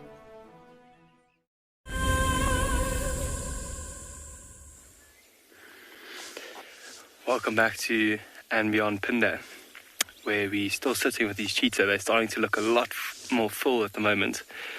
If you look at that one on the right hand side, it's looking very, very full, very satisfied. And even panting now just from how full he is. As he gets up like that, now you can see that belly.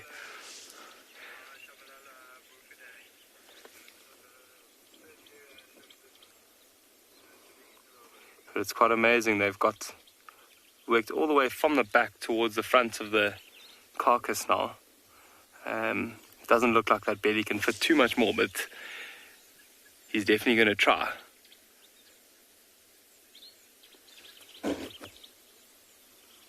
There we go. Aiming for a bit of the leg.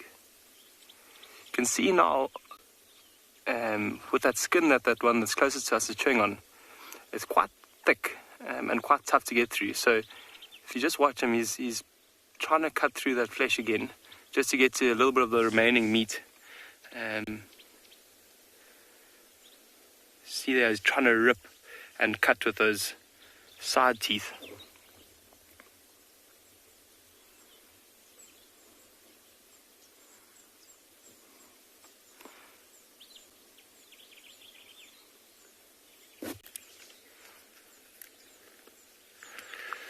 Well, that's actually a very good question, and it does seem like it. It seems like when we see them moving off and starting to hunt, there's one that's initiated, there's one that goes off. It's hard to tell at the moment if it's the same one every time, but I would suspect so. In my experience, often one would take charge. That might change over time. It might become another. There might be another leader that takes over, but for the time being, I would say that there is one of them, and it is most likely a male, which, yeah, one of the males would be a little bit bigger than the females, and just as a result of this, he would probably be the leader. Very hard to tell now which male, especially just watching them as they sit here and feed, but I'm sure if they do decide to head off after finishing this carcass, it would be that leader, that dominant one, that would lead the way off and kind of take them towards that area that they're going to rest.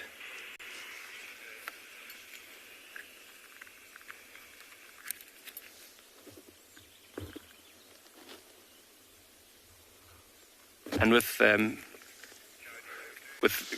animals that do have a leader, like male coalitions, it's often not the biggest. Well, it is often the biggest, but it's often the one that's got the most attitude. And yeah, so it doesn't really always mean if the biggest one is the dominant one, but obviously the attitude makes a big difference in that.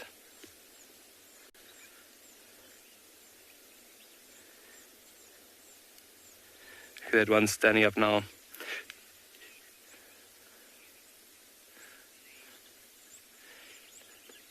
Yeah, they are tearing it down. They're trying to rip through that little bit of skin that's left and trying to get to just those nice tender bits on the hindquarters. We can't really see what's going on at the front, but I wouldn't suspect there to be too much meat left there. It's also quite amazing to see if you watch how they're feeding. The carcass is very, very clean. They nibble off each little bit. So you see with that one that's closest to us now, just taking off the fine little bits of meat that's left there. And when they leave this carcass, there won't be a lot of meat left, and the carcass all the bones will almost be intact. Whereas if you're watching lions eat or feed, often it's ripped in parts, and you know how they will take one piece for themselves and be a little bit selfish with the way they eat.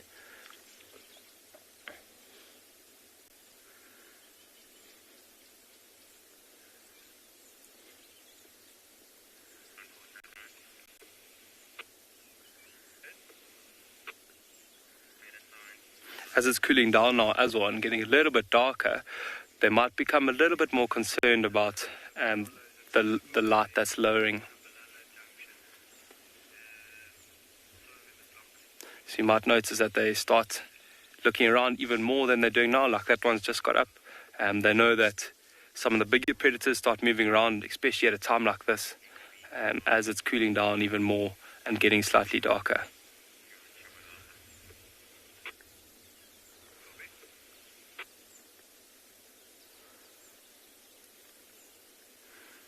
It's quite interesting, I'm sure, as they get a little bit more experienced in the future when they're hunting, they probably won't leave the carcass out in the open like this. We've seen in the past where vultures can even scare cheetah off their kill. So what they might do, especially once they go on their own, or the males go off as three, they might, once they've caught something, drag it under a thicket, so that the scent is also a bit masked, and then the vultures won't be able to see it as clearly.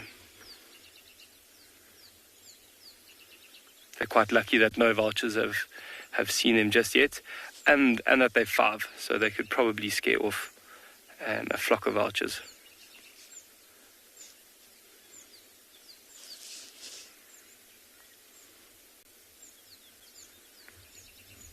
But you can imagine it is quite tough for them without having a mentor for very long, for only having a mother for 6 months of their life. They've gained a lot from her, but they haven't gained the vitals. When the mother was killed, they were just at the stage where they were just starting to hunt with her. So luckily they got that part, but they didn't learn all the other helpful notes. They had to learn that for themselves.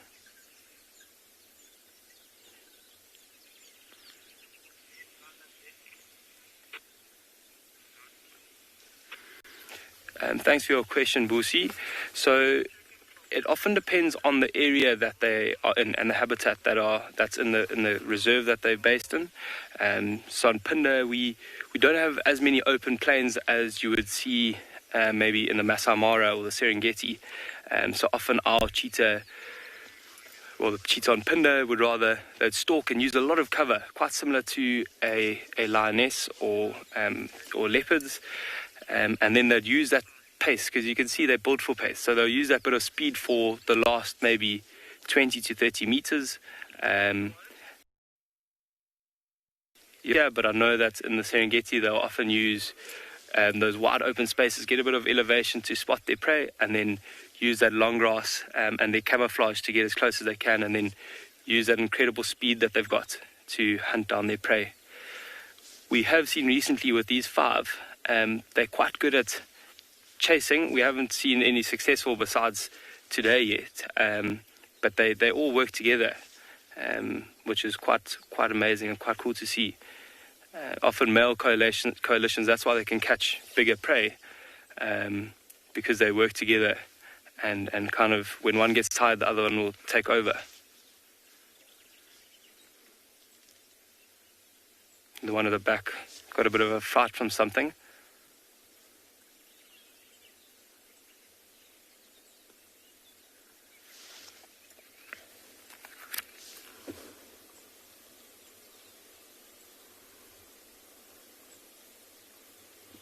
You can see they've completely ignored those intestines. They probably ate the heart and the liver, where there's a lot of protein, but those intestines in the stomach, they've left that.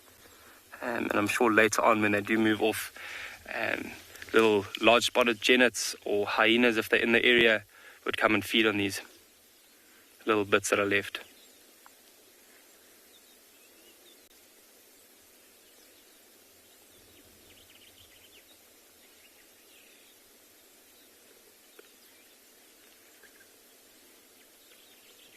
So we're going to sit here for a little while, and we're going to send you off to Andrew, who's got an elephant at a waterhole.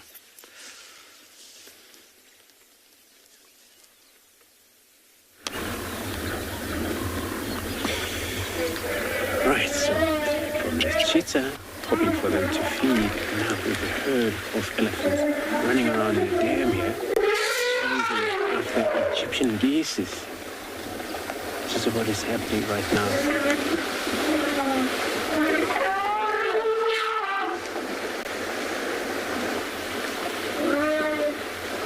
all just going to concern, the rest of the herd is going to be concerned now. Except that they're running away from this area. These are the young bull doing this kind of a noise. But the rest of the herd now moving away, trying to get away.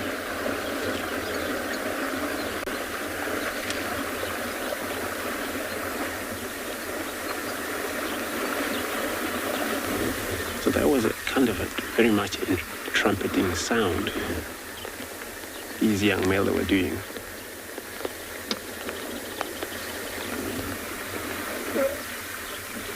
It's probably because maybe they sometimes presence of hippos in this dam over here.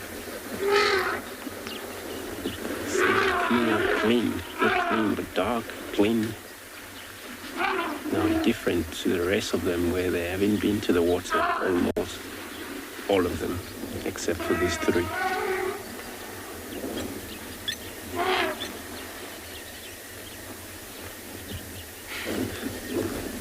It's amazing. These are the three teenager males.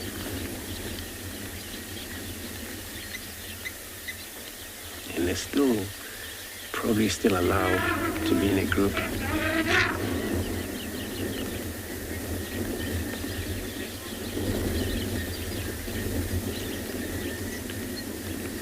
The sunshine, indeed, the sound, the trumpet sound, it's such an amazing.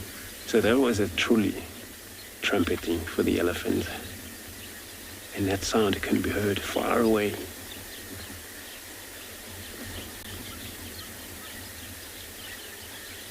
So now they're heading west, actually the western end of this open area, which either happens maybe they will disappear into the wood, but we still got a visual. I don't want to lose them, please. Please just stick around.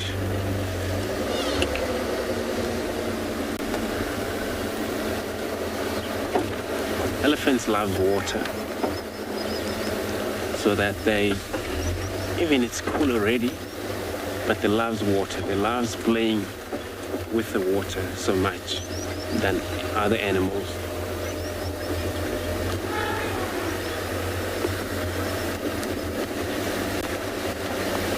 So that's why when it's a small puddle of water, then it's easy to be disturbed. All water and mud.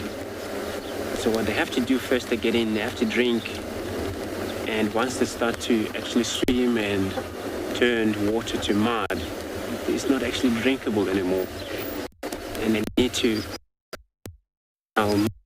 look for another fresh water. Or sometimes if it's no many of these, so sometimes if there is no many of this puddle of water, then there's a problem. More luck here, because this is actually a big lake over here. So fresh, water is fresh, and there's a plenty of water.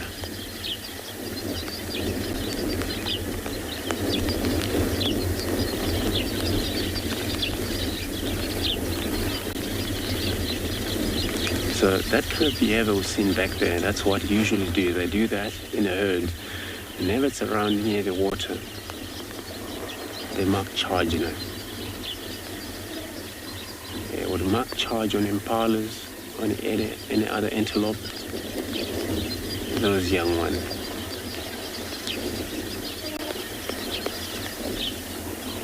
See, they're still having fun there. But practicing pushing one another up.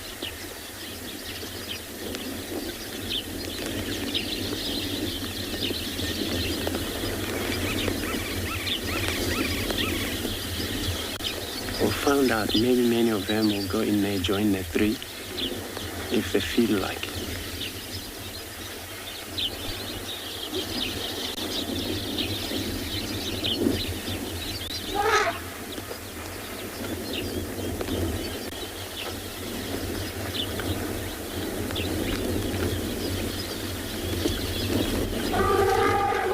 showing very much.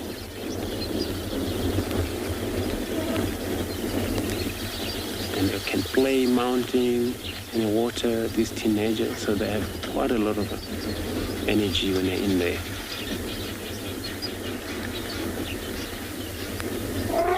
Look at that one.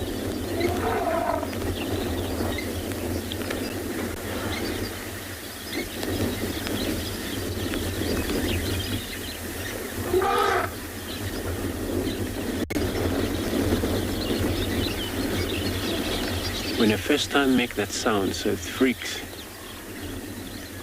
the rest of the female that they were far in the end. And then since they have a very young one, they weren't sure what's happening, what's attacking them back there, because there was kind of a trumpet. But it's all about playing.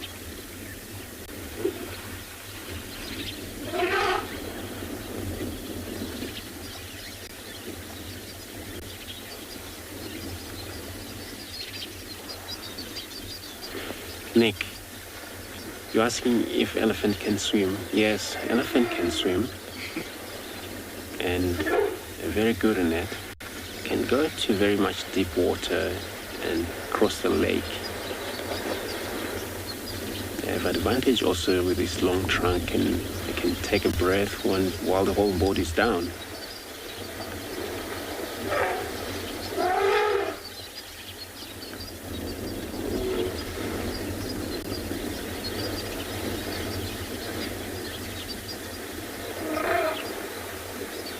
So I'm marking charging. The sister. So it looks like all the young male in the water. The rest of the female, the young one, they're outside.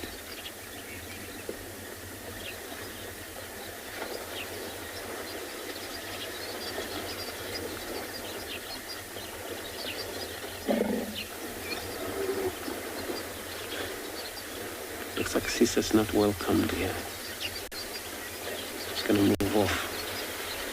Like, no, this is all males party in the water right now.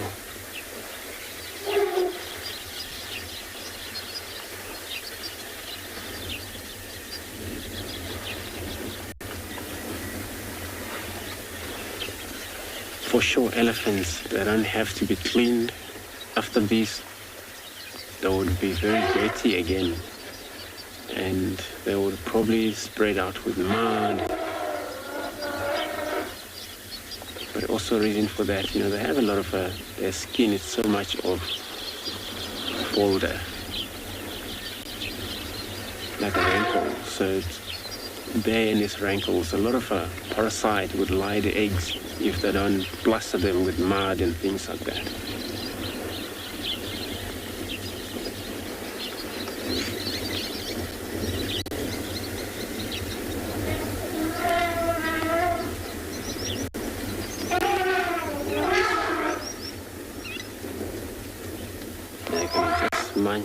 Much straight towards us, but we're all fine.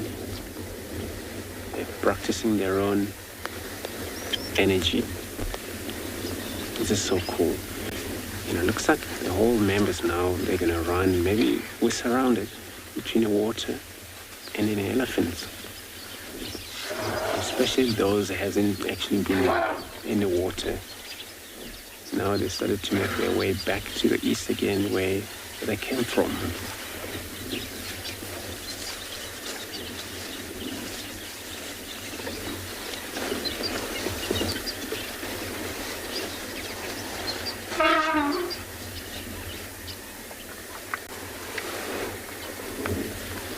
This is actually best a sighting of elephants. I've seen elephants playful so much in the herd, but this is also one of the best, especially with the males like this, showing a lot of energy of themselves.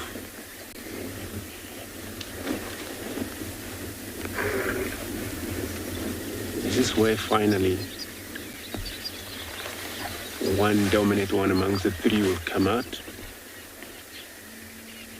Then it's always about who's then it will be the oldest one amongst them all.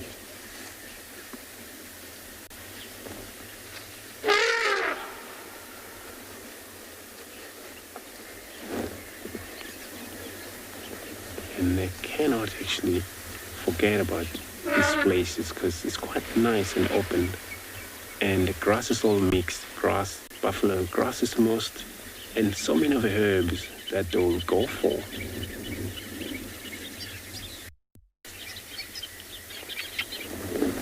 So I'm gonna turn around, stick with them.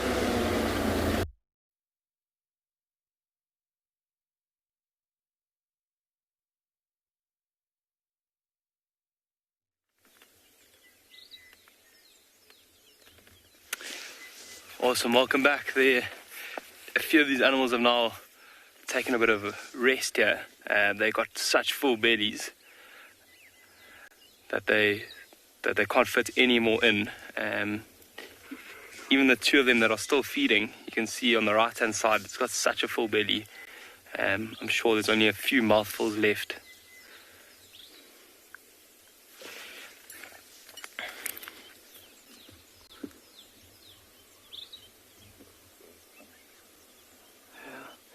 They've done really, really well here. If you look at the one on the left-hand side, you can see that he's trying to get into a little bit of the neck that's left, but almost the rest of the Impala's done. And I'm sure they'll try and start finishing the rest of it as soon as they can, before moving up to dark. We've heard some Guinea Fowl in the background earlier, and Owen just noticed now that the one that's feeding on the right-hand side may have just punctured the intestine a little bit, just with a bit of lack of experience. So maybe that smell might get out a little bit. We're starting to get a bit of the smell now as well. So I was mentioning those Guinea Fowls. So if a leopard or a lion had to come across the Guinea Fowl's path, they'd start alarm calling. But yeah, it just sounded like more of just a chatter, not really an alarm call.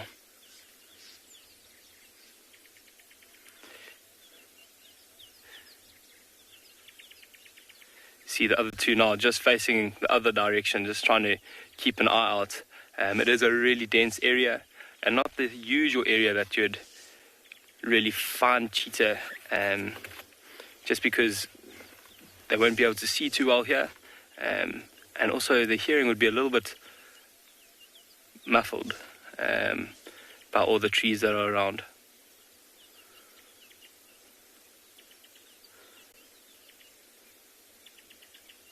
You can see now that horn of the impala now, really big horn, so it just tells us it is an impressive ram.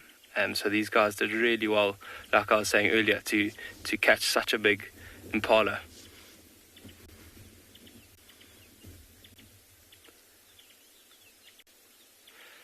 Look at that one now on the left hand side, really getting underneath that rib cage.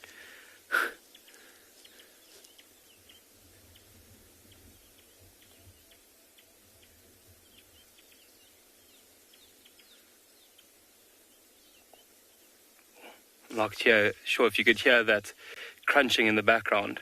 One of them might have just chewed on a bit of bone or some cartilage.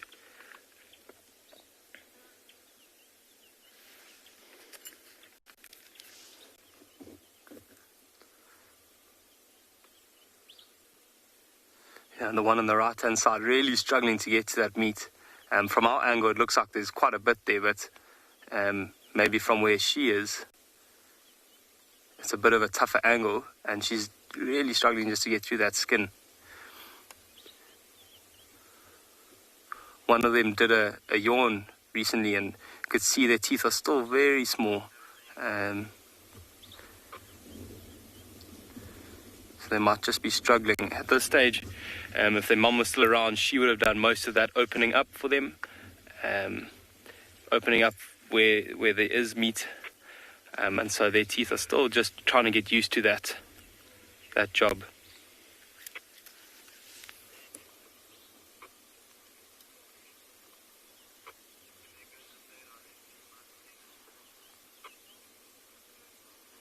The one on the left hand side now just getting a little bit of that cartilage and maybe a bit of marrow out of that sternum.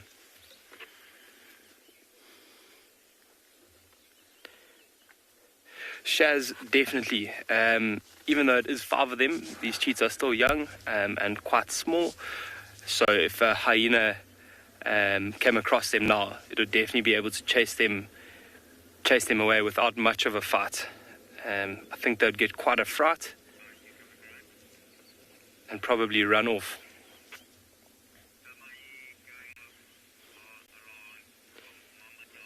Those two in the background now seem to be dozing off slightly, not really on the lookout like they're meant to be, but now you can see they heard something in the background and just changed their direction a little bit. 4th one getting up now just to try and see if he can fit a little bit more in. Really, really special to be able to see 5 cheetahs together. It's definitely a first for me, and this week has been very special.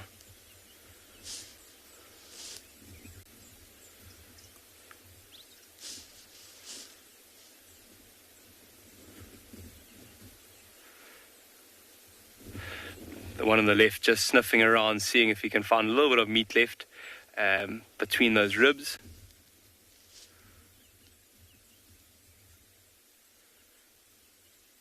There we go. Spotted a little bit of meat on the back leg there.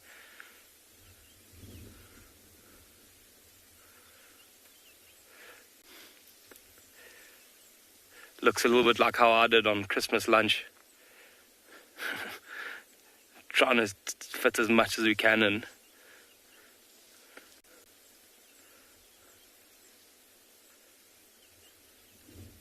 You can imagine they don't really know when they're gonna get their next meal, so they're gonna try and fit in as much as they can, and try not leave anything at all. You can imagine for three fully grown cheetah, this would probably be enough for them. But yeah, five young cheetah, it seems like it might even be a little bit too much. But I'm sure they'll try and stomach as much as they can now.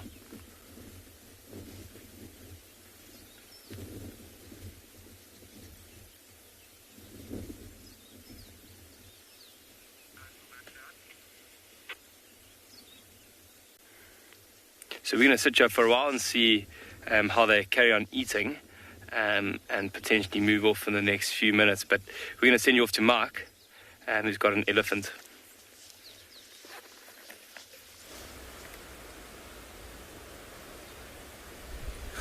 Well, hello everyone. I must say, you are joining us with a rather shy elephant who's decided to hide behind the one and only tree that's in front of it.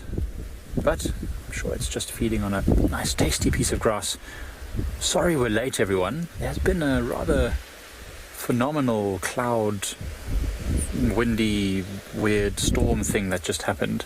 And now we seem to have passed over, and so we can come to you again.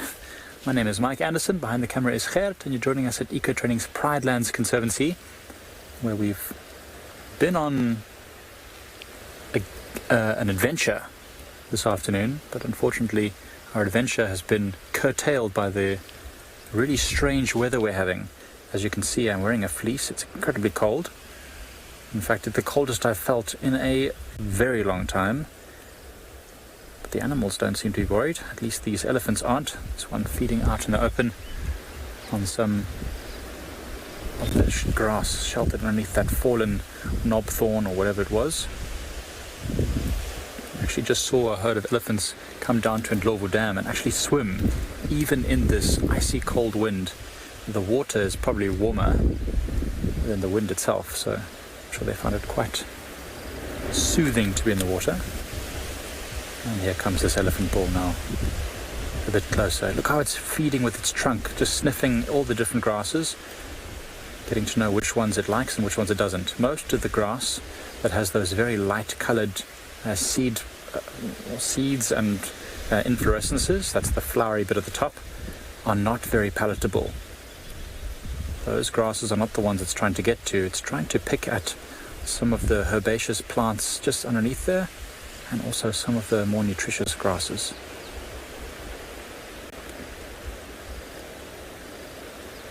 stands to reason that it is being quite selective at the moment, because there's plenty of different types of grasses to select. Corpus, elephants can't jump, not the way we think of jumping. They can lift themselves onto their back legs to reach higher, and they can do a sort of a... Young elephants we often see doing this little bit of a tantrum where they lift their front legs up and stamp them down onto the ground in order to try and chase away birds, warthogs, or wherever it is might be around. But they can't jump like how you'd expect a dog to jump, or an impala, for example, or a lion. They are just far too heavy for that. All their movements are about saving energy. When you've got such a massive body, to be jumping around wouldn't make any sense at all. You're just going to be putting a lot of strain on the joints, as well as using a lot of energy. So no. I mean, I stand to be corrected. I could be completely wrong. But as far as I'm aware, I've never in my life seen an elephant jumping. Gert, have you seen an elephant jump before? No. I'm pretty sure they can't jump. But we see them often raising themselves onto their back legs, practicing in the dams, at Ndlovu Dam, for example. We see the young males often pushing up onto their back legs to mount each other, which is not only a dominance thing, but also a way to practice for the real deal when it comes to mating. We're actually sitting in front of in front of us is that pond which had all the bullfrogs in. I was actually hoping this elephant would come towards this mud wallow to have a bit of a splash, but it seems content to feed in the distance. So in the meantime, we'll send you over to Lauren.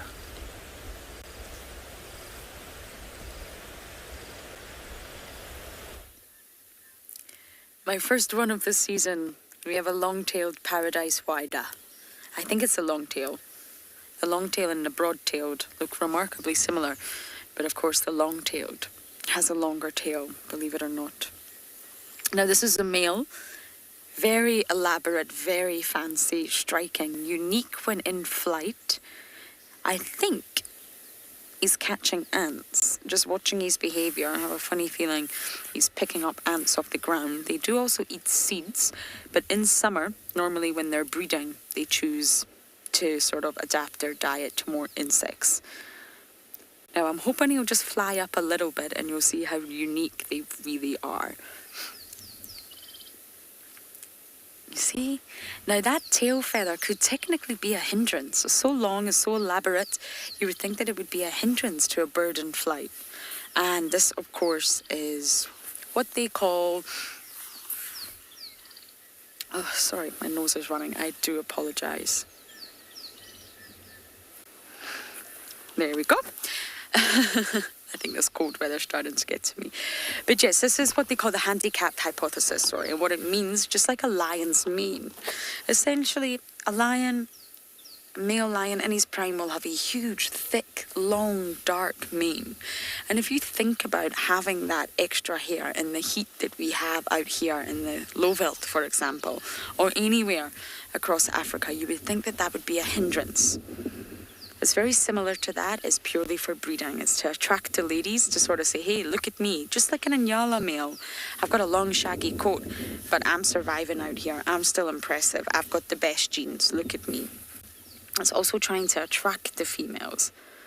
Look how handsome I am. I've got this beautiful long tail. It's so nice. My first one that I've managed to get on camera in a very, very long time. Since last year, I think. And the non-breeding male looks completely different. Does not have that long, elaborate tail and has a completely different coloration. Ian, I have no idea. High in the sky, one would assume. I do not know how high they can fly, I'm afraid. Sorry, Ian. But with this tail, probably not very far. I would imagine they would not go anywhere higher than the tops of the trees when they've got a tail like this. I think this really would weigh them down. Look at it. So long, so fancy.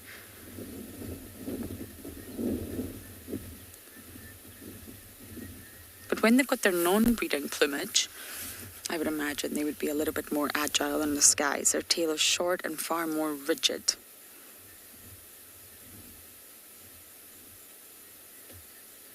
And the sort of handicap principle, if you like, it was actually proposed by a man called Zahavi. I hope I'm pronouncing that right. And it's basically just a proposal that females prefer males with handicaps because it shows that they're stronger and fitter and have the best sort of fitness prospects for their offspring. And it's part of sexual selection. It's an element of sexual selection, the handicap principle.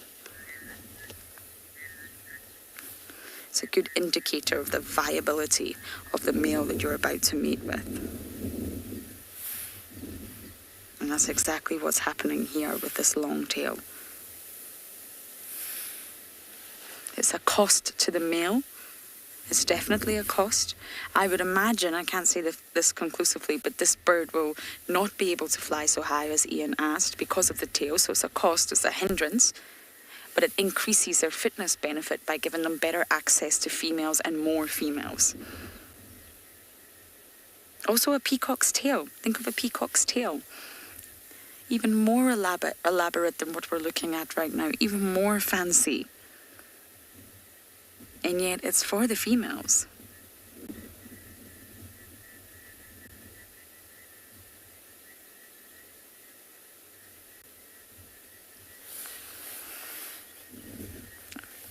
I'm very glad we managed to get this on camera. Sadly, we lost our young skittish male, but we did find his kill. He's got an impala stashed on the ground. So as I bumble through the rest of Buffelshoek, we're going to send you across to the hungry cheetahs.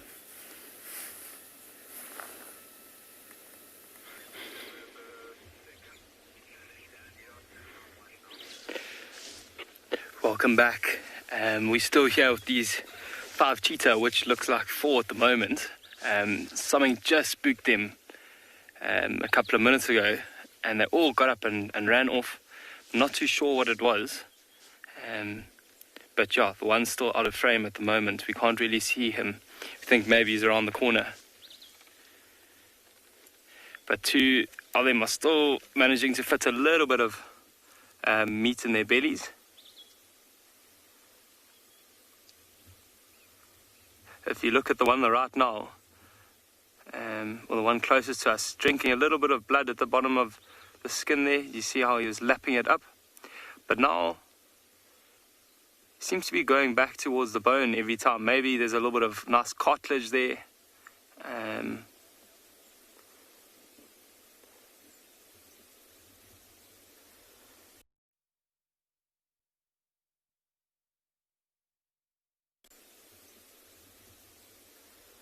Stomach. Just because they're so full.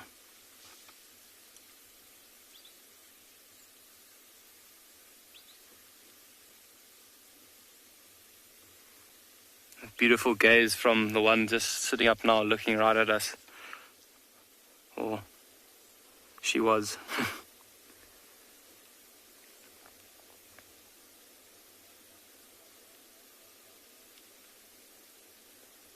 It's lovely just to sit here and watch her for a little while, just spending a bit of time here watching how they behave. And we're going to send you off to Nikki while we just sit here for a little while longer.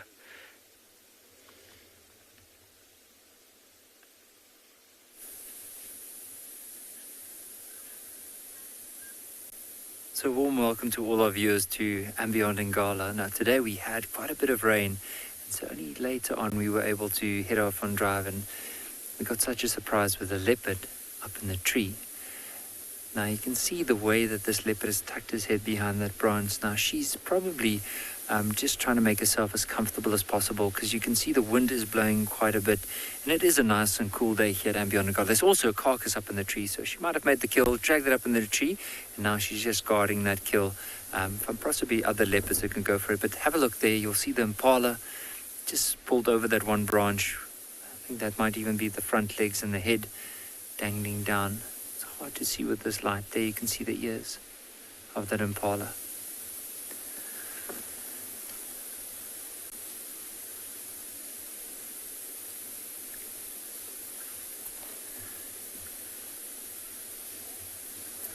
So I'm Nikki here at andBeyond in Ngala. So I'm going to be your ranger for this afternoon, and with me on the camera we have BK. And as we mentioned, it's just we had a bit of rain today, so the weather wasn't the best for viewing animals. However, one of the trackers were on foot and they were tracking this leopard, and of course after spending quite some time he spotted this female up in the tree with the carcass.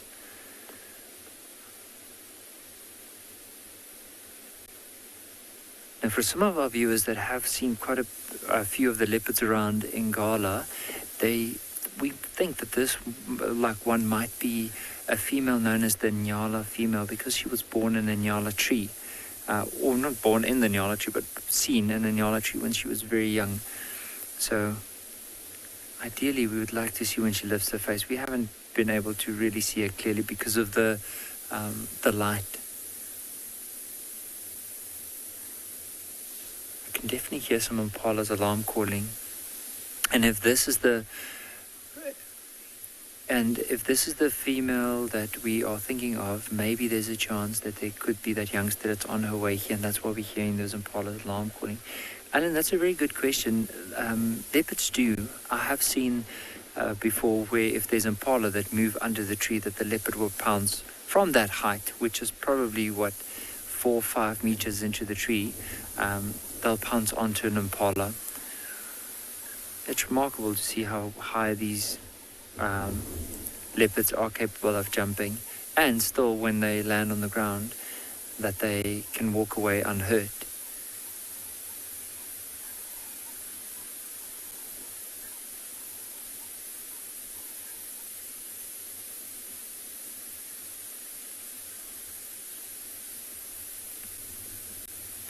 Here we go, she's lifting her head now so we can possibly see a bit more of the face.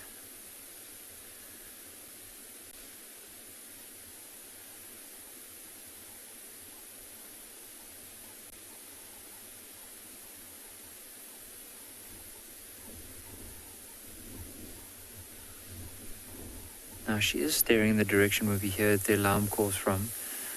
So let's just spend some more time here and see if we can get a better glimpse of her. But in the meantime, let's head across to Mike with some elephants.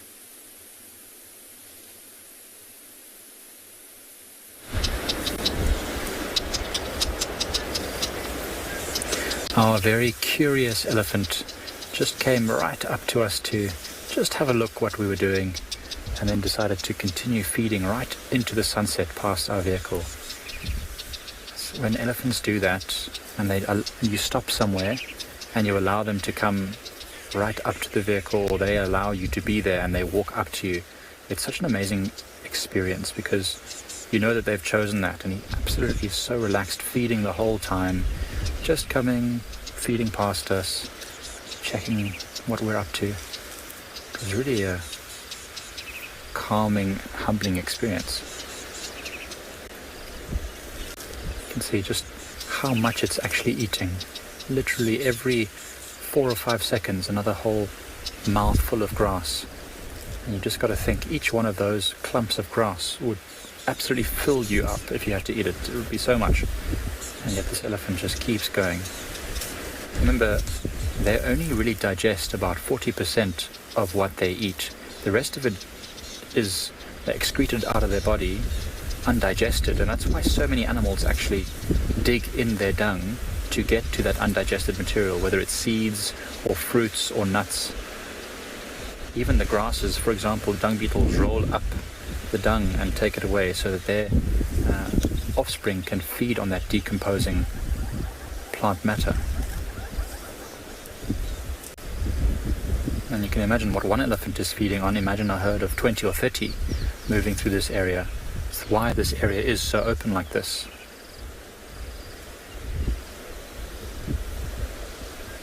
Sugar bits, that is difficult to exactly determine, but from what I've read, it's somewhere between, around about 50,000 individual muscles in an elephant's trunk, somewhere around there, which is a lot. I don't think we have more than a few hundred in our bodies. So an elephant's trunk, that's why when you watch it, it has, we were just discussing it, Gert and I, about how it has this concertina kind of motion where it can stretch and then it can shorten, and the skin on its trunk actually folds up, and then it can twist and turn and curl. It can be really strong and grip a whole tree and pull it down, or it can be so delicate to just pick up the smallest leaf and pluck, a piece of grass from in between all this other vegetation. So the trunk is really one of the most unique and wonderful adaptation that any animal in the whole world has, in my opinion. And I mean, just look at it. That is the nose of the animal. That is a nose that can do everything our arms can do, has more muscles than our entire body, more than 10 times more muscles probably than our entire body. It can smell, it can drink, it can suck water up into that trunk and spread in its mouth. It can taste the urine of a female and know if she's an estrus. It's incredible. It's the most amazing appendage. And I mean, elephants are also right or left-handed, so to speak, right or left-trunked, tusked, or whatever you want to call it, but you'll find that they always curl their trunk one way or the other, depending on if they're right or left-trunked, I suppose. So from this angle, if the light wasn't so bad from behind it, you might be able to see where it's very green on one side, and that's the side that it often uses to curl around the grasses. Same for the tusks. It'll often use one tusk more often than the other. So for this particular elephant, it looks like its left tusk is blunter than its right. So perhaps it uses its left side more. It's difficult to tell from this angle though.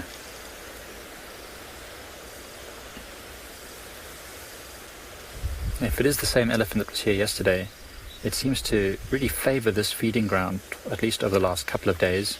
It hasn't moved far at all. Remember, Ndlovu Dam is not far from here, maybe 300 meters in a straight line. So it goes from here, the feeding area, to Ndlovu Dam, probably sleeps in these drainage lines that's just to our right, or sort of to the right of where the elephant is now, in the soft sand if it needs to. Remember, elephants can also sleep standing, so it can really do it anywhere.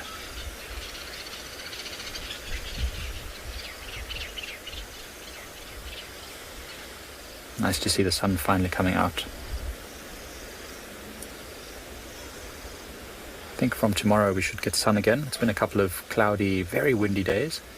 I think from tomorrow it should warm up and be sunnier again, which will definitely change the behavior of the animals. We've seen comparatively few coming to the Waterhole. So now that the temperature will rise, we might see a lot more animals, including buffaloes, which we haven't seen for a while, coming back to Pride lands and going to swim and drink in the waterholes.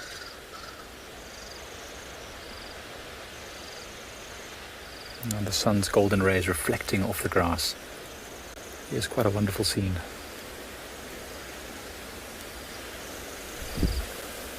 I'm really enjoying this. Finally the sun's out, watching this elephant disappear into the sunset.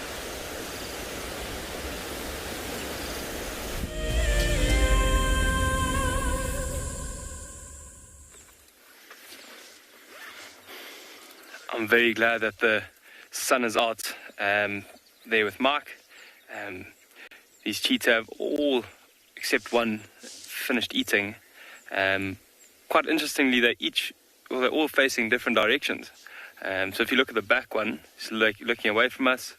Second from the back is looking to the left, one looking towards us, and I'm sure that one on the right at the back is looking a different direction as well.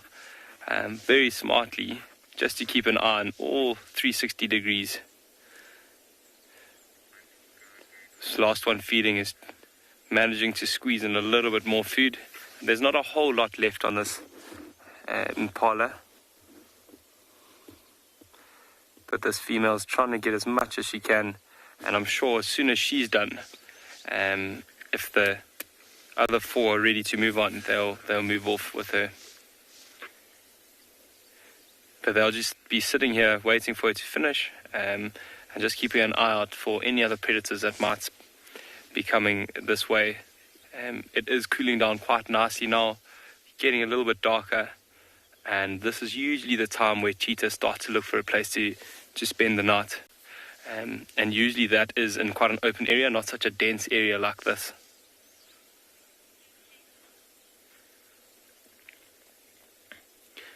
See that one at the back has just heard something, turn his head, but you're not giving it too much attention. Maybe you're going to come and have something more to eat.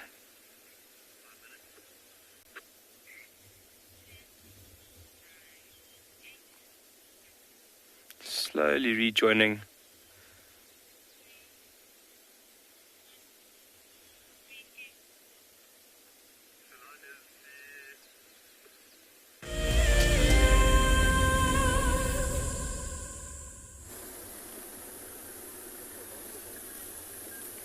Just look at how well this leopard blends into its environment. Oh, she's actually picked up a head. So let's try and see if we can focus a bit closer. Now notice all the bits of white, like around her face and like under her chin. So this is most likely that Ngala female that we were talking about earlier. And also look at those very prominent long whiskers. Very distinguishing feature of a leopard. But I can just imagine for her having a carcass around, if she would lie down on the ground, because if she's on the ground, she might not, there's not a lot of wind and she'll have more cover, but maybe because of the fact that there is a carcass, there might be a few hyenas that will eventually come through to investigate. And that means she could be quite vulnerable, especially if there's something bigger, like a bigger predator, like a lion. Look at her paws that are dangling down. You might even see the tail just left of that. And you'll see how the wind's actually blowing the tail as well. Look at that.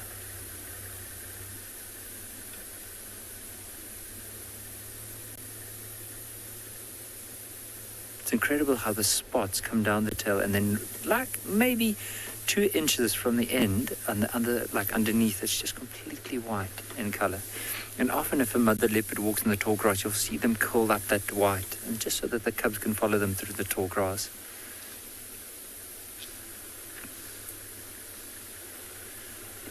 Sometimes even when leopards hunt and they crouch down, you'll see the flick of the tail, so their tail flicking, especially that white part, exposing the white part, flicking side to side.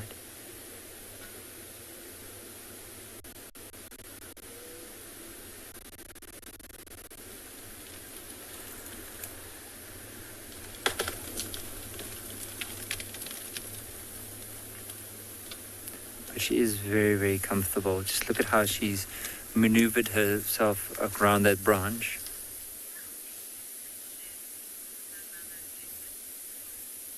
Phil, you find sometimes that a leopard can, like let's say with this mother, she would allow her daughter to feed off the carcass.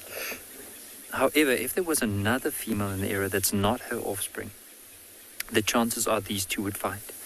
And I have seen this one in particular with her mother in the same tree, and she was at the age already where she's left the mom, where they were fighting over a carcass. But of course, if a bigger male leopard comes through, they'll probably push her off from this carcass and then feed off the carcass themselves. But she won't necessarily let a strange or a new leopard in the area feed off that carcass. Because with leopards, they are territorial, so she'll have an area. And often the male's territory extends beyond hers, and as well as a few other females, because a male will encircle. Well, let's say within a male's territory there might be 2-3 females, but the females they don't cross over their territories. The mother sometimes, if she has youngsters and the youngsters are females, she might sometimes give up her territory for them to take it over, or she might even share her territory with her daughter, and then they'll start moving. She'll start moving into the one section of her territory, and the daughter might take over another.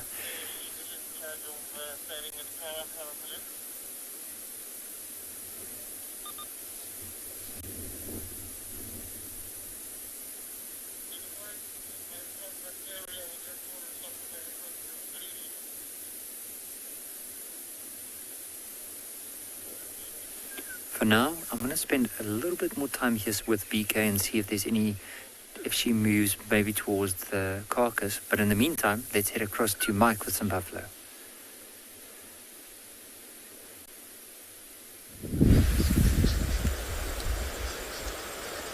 So we were just talking about the buffaloes might come back, and as we turned a corner, here we came across a small group of buffaloes.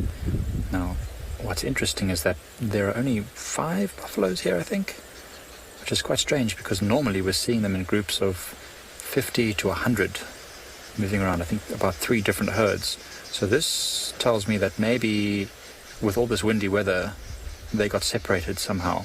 And look how they're huddled up close together like this, just watching us for the most part. This is when buffaloes are at their most vulnerable. Their strength really comes not only from individually being very strong, but also the fact that they move around in herds that are well known to defend each other if there's an attack. Now with so few buffaloes here, and in fact I'm not even sure if there's a bull, there might be one at the back there. We don't have a good view. But without a big bull buffalo to lead a defense, let's say, you might find that lions could easily pick one of these buffaloes off. So that's why they're acting quite strange and nervous and quiet and looking around a lot, because they're probably missing the rest of the herd. I'm sure over the next few days, as it calms down and the wind starts to settle and it gets warmer, they'll move around a bit more and eventually find each other again, but it may take a little bit of time. So right now they're staying close to that clearing where that elephant was. So what they'll do is they'll just cross we just crossed the drainage line. These buffaloes might just cross back that way and stay on the edge of the clearing, so that at least they can spot danger coming. Those oxpeckers actually will also help them. The oxpeckers will definitely jump up like that if they also sense danger. Right now, I think the oxpeckers are just flying up because they're heading to their nests and roosting sites. They've been staying with the buffaloes as much as they can throughout the day, not only for food, but also because they can stay warm by staying on the body. Jumping Castle, I'm not sure that It's nice to see you again, by the way. Thanks for all the questions that you send in. I'm not sure that I understood the question though. Are you asking how long it will take the buffaloes to find each other again, or how long have they been separated? If I can just get that question again. How will they find each other again? Okay, well, so buffaloes have an incredible sense of smell. That's really their primary sense that they use to not only locate danger, but also to know where food and water is. And so I suspect that these buffaloes, once the wind dies down a bit, will start to move around and try and get the scent of the rest of the herd. Remember, they're much more sensitive than us. So when a buffalo walks through an area or defecates or urinates, there's a good chance that that smell for them will last many days. And so they'll slowly, it might take many days for them to find each other again, but slowly but surely they'll find each other. Now their eyesight is the last thing they use to find each other. What they'll use next, after they've used their smell to sort of narrow down an area, then they'll start to use their hearing. Now buffalo herds make a lot of noise, lots of bellowing, lots of grunting, and they'll eventually then pinpoint the location, and then it'll be all together again. Might not be a quick process, might take a few days, but I've no doubt that they will find each other again. It is getting chilly again as the sun sets. I'm sure these buffaloes are going to not move too much tonight, probably just huddle down there, probably all facing in different directions so that the predators will not have an easy way in. And I mean, I was saying that they're an easy target, but I mean, that's a relative term. Buffaloes are still incredibly formidable. Even though there's only 4 of them, there's still no easy way to bring one down.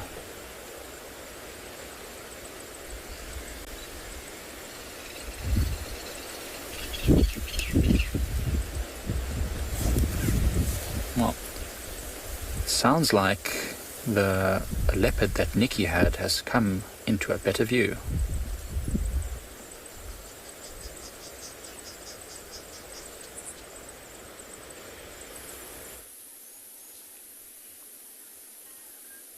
We just tried to see if we can maneuver the vehicle to have another look at this leopard. And how incredible is this? Look at how she's basically folded her 2 front legs over that branch, and how she's resting with her chin on that one like bend in the branch. She looks so comfortable. Even look at her back legs like tucked in under her body just to help her support, and of course the tail dangling down on the other side. She's so beautiful. Look at the size of her paws. Now, what's quite interesting about leopard, in comparison to the cheetah that Pete saw earlier on at Phinda, is that the cheetah do not have retractable claws because they use those claws in order to run. It helps them for traction. But with leopard, they need to tuck those claws away and only have them ready whenever they pounce onto an animal. Because you can imagine if this female's claws were out and she's moving over very hard terrain, it will wear down. So whenever she tries to grab something, it might just slip out of her grip. But now, powerful, sharp claws that are tucked in. You just see right in the middle of her toes, there's those little fine black markings. So that's where the toes are tucked, or the claws are tucked in. I'm trying to see on the back leg if you can actually see one that's out, but you can't really see it now. But look at the pattern on her belly as well. I love the pattern of a leopard. In comparison to cheetah, so cheetah have spots, but a leopard looks like a couple of spots that are fused together to form what is known as a rosette. And also she's panting quite heavily, so she's had a decent amount of an impala to eat. And now all that meat on her stomach, like pushing against that branch, so it's making her short of breath. Just look at how she's maneuvered her head now.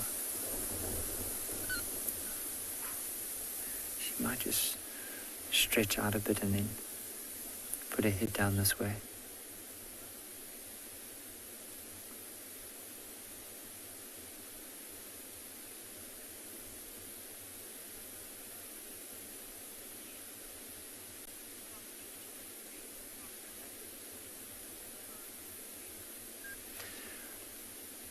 I'm not too sure, like, from where the spot would originate. If you had to take this leopard, it would probably be, it won't be the actual, like, if you had to, let's say, shave it, you won't see those spots on the actual skin. So it would be probably more on the fur than anything else. See how she's just stretching. Imagine if she turns around and she starts heading back towards the carcass. It's always amazing how a leopard can maneuver over such a thin branch and keep that balance.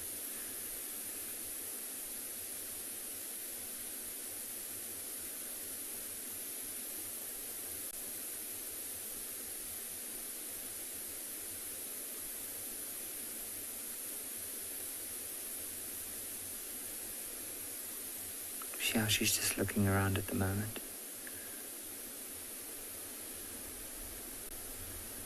Nice little stretch, just stretching those muscles, going down to the branch below. Now, if she's going down to that branch, if she goes left, it's towards the carcass, but if she goes down, she might just head down towards the ground.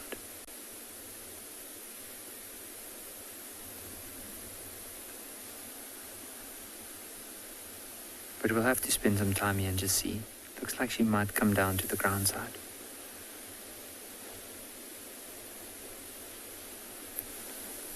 How is that for the ideal leopard photo?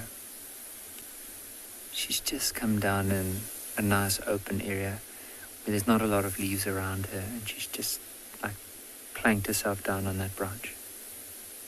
But you can see she's constantly looking around, and I wonder if the youngster is nearby, or did she make the kill maybe early this morning, drag it up to the tree, fed off as much as she possibly can, because that youngster is almost the size of her.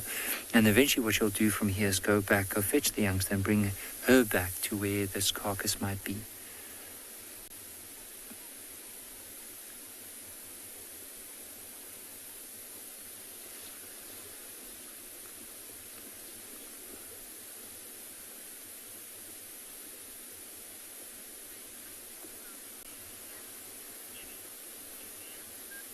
Julia, I agree with you. I also enjoy how they relax in the tree.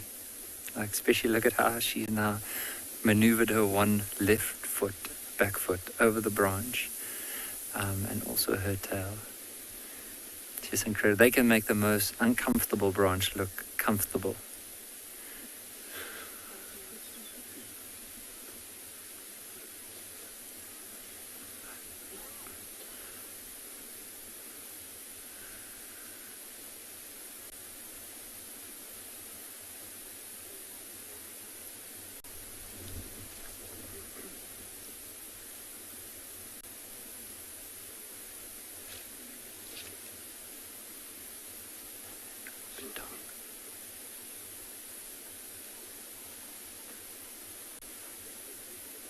So what we're going to try and do is maybe see if we can go into infrared, because it is quite dark now, especially with the angle of the light and with this leopard. We're just going to see if we're going to get a better view. If not, we'll go back to the normal screen. So bear with us in 1, 2, 3. There we go. Might just see her slightly better, especially if she turns. It's just because it's overcast weather at the moment. There's not a lot of light, and where she's lying down, it's also not an easy spot for the camera.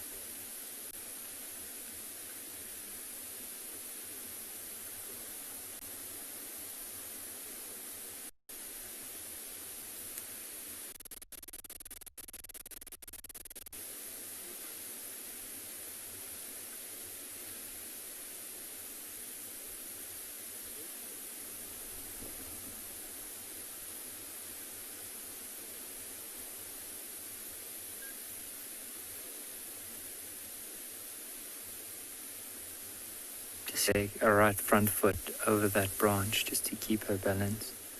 But you can see the claws aren't even out, so it's not like she's actually having to pull in order to lie down. She's basically balanced herself, and that's just additional grip. But in the meantime, we'll enjoy the sighting. Let's head across to Lauren with a very interesting bird.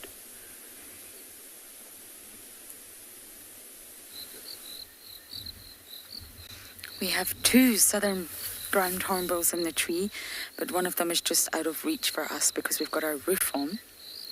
I'm not sure if they're the same pair that Andrew had earlier, but they're obviously unimpressed with the weather, as am I. It's getting very, very cold now. So you can see they're all huddled together. They've shortened their neck, hunched their shoulders, if you like, for warmth. Now we're getting a really good view of their tail feathers there. And I did say I would come back to touch on tails. So there's sort of 2 types of tails. And some can be prehensile and the other non-prehensile. And prehensile basically means to grasp, just like an elephant's trunk. The African elephant has 2 prehensile tips it can grasp with the tip of its trunk. An Asian elephant only has 1. So there's a sort of 2 types of tails you get. But when it comes to birds, the tail feathers are slightly different from all the other feathers in the bird, and they are much more rigid, much more structured, and they're quite hard. If you try to break a tail feather from a bird, it's very, very difficult. And this is because they act like support. Not only do they help steer in the air, they also act as a sort of third leg almost for those birds that cling onto branches, especially your woodpeckers. Your woodpeckers who are clinging vertically can actually use their structured tail feathers as a third leg for balance. And there's a fantastic paper about why animals don't have third legs. You should search it, it's very entertaining. But in birds, they can use them for steering in the air or for support when they're resting. And normally tail feathers contain a lot more melanin than do the other feathers. And this is to help reinforce it, to give it more structural integrity. Now, non-prehensile tips, like for example, in monkeys or other primates, they sort of act as not only to help it balance when it swings through the trees, but help to wrap around branches and assist when they're hanging and going from tree to tree. But if you have a prehensile tail, that's going to help you grasp objects and almost act like an extra arm.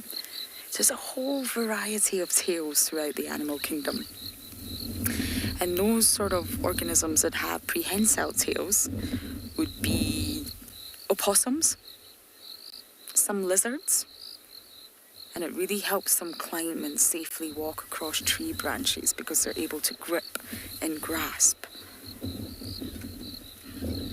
If you think of rattlesnakes, they've actually evolved a special organ at the end of their tail that rattles. And this sort of enables them to warn intruders, keep away, keep away. Rattle, rattle, rattle, I am not happy with your presence. And the rattle is actually just made from keratin, believe it or not. The same as our fingernails, our hooves, horns, our hair, That's all the rattle inside the tail is actually made for. But it's a highly specialised tail. A sort of adaptation to work with the rattlesnake's lifestyle. Okay, our hornbills were not interested in the tail discussion. They have flown off. Now I'm trying to make my way to the hyena den, but we're racing against the lack of light. We can't view them if we don't have IR, I'm afraid, but I'm going to do my very best to get to the den and see who's present.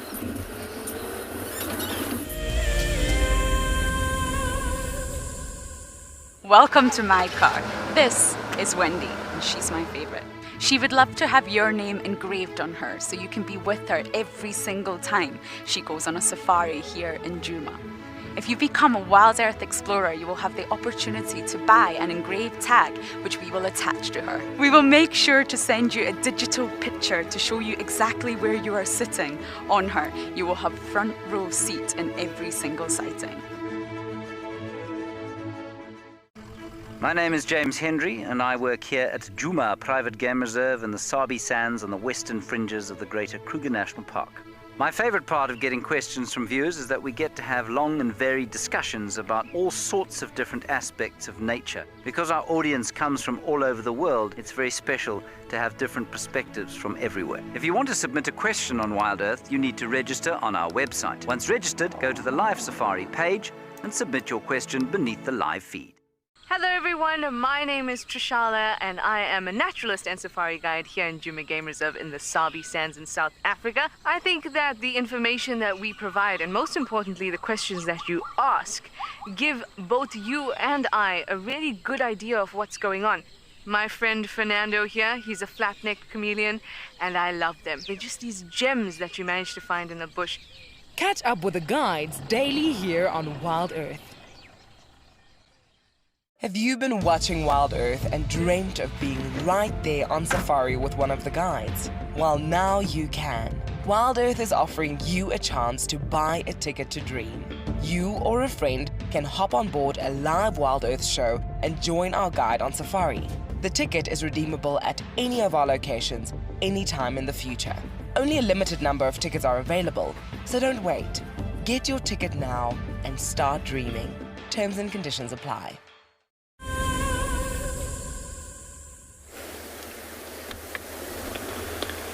Thank you very much. Look at now what we see here. Just a little bit of a sunset or the cloud that is already, the sun has already gone down. This is actually western sector of where we're looking at right now. And it's only beautiful of, showing us a bit of clearing out yet, but it's going to be covered soon again because still heavy clouds coming from now the south, where it's only that section on the west where it looks like it's a bit of a less of a heavy cloud.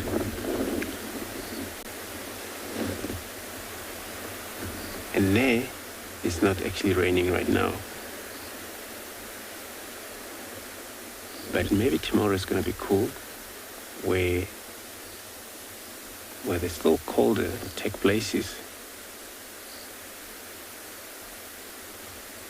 I always say that temperatures when it's dropped, as long as there's no wind, animals will be out about. But when it's wind, they always hide in this very drainage line system where if you ever miss them, then of course you all thought there's no game around, but they all just gonna freeze, politely feed in this very dense area because it's covered there. The wind penetrates very slowly or less.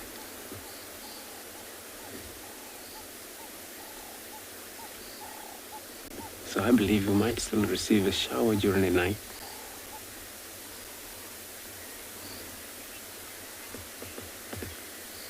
Alex, indeed it is a peaceful scenery back there, and that's why I stop here, because You know, last night we didn't actually have a beautiful end of these showing any sign of a sunset. So, and today it's kind of very nice just to see what the west and where the sunset look like.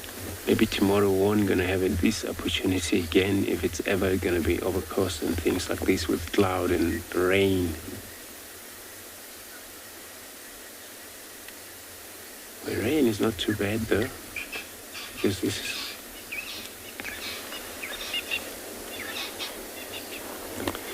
so I'm going to search around here, see if I find anything. I'm going to be sending you over to Pete with his giraffe, Tower of Giraffe.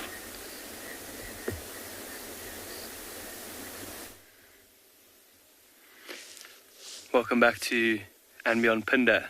We've just come across this beautiful group of giraffe here. If you look to our right, actually, these two males are busy play fighting here.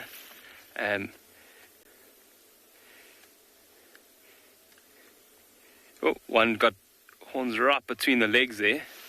The reason why we think it's just play fighting is because they're still quite young.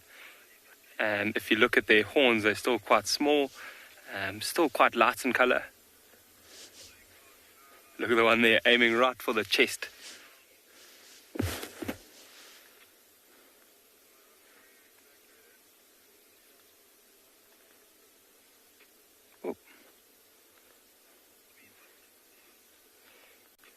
Yeah, if they were being quite serious, they'd line up right next to each other and swing their necks or their heads rather, with quite a lot more speed. You see that one completely missing there. But if you see the one just to the left of them as well, he's looking towards this other group of males. It's quite interesting to see so many male giraffe together.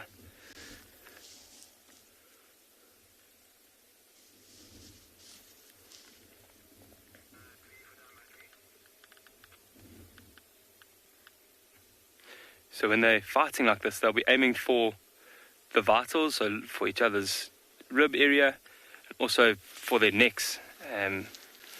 It can become quite aggressive. You can imagine all that momentum with that long neck and those horns. They're not very sharp, but they can do a lot of damage.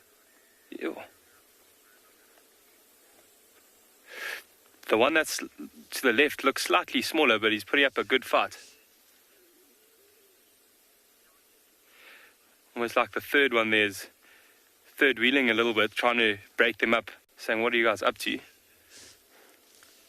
going to go forward a little bit just to try and re-angle so we can get a different position here.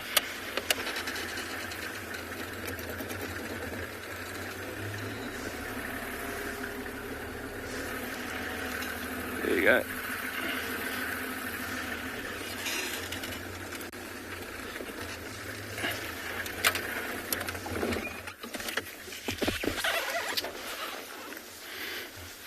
So Jessica's asked if one of them can die. I've never seen it myself, but I've actually seen a video of one giraffe breaking another one's neck and completely paralyzing it, and then the giraffe actually died as a result. So they can. It is quite rare for that to happen, but it definitely can happen.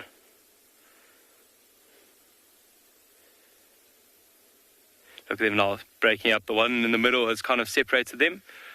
And now a female is just joining from the right-hand side. Well, not quite joining, but just walking slowly towards them.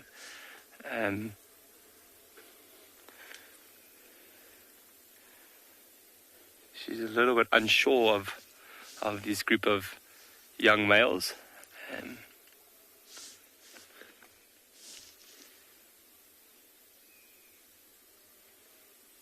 Look at her slowly looking and trying to decide whether it's worth going up to them or not, especially when they're messing around a little bit. She doesn't want to get caught in the action, so she decides not to go off, carry on feeding.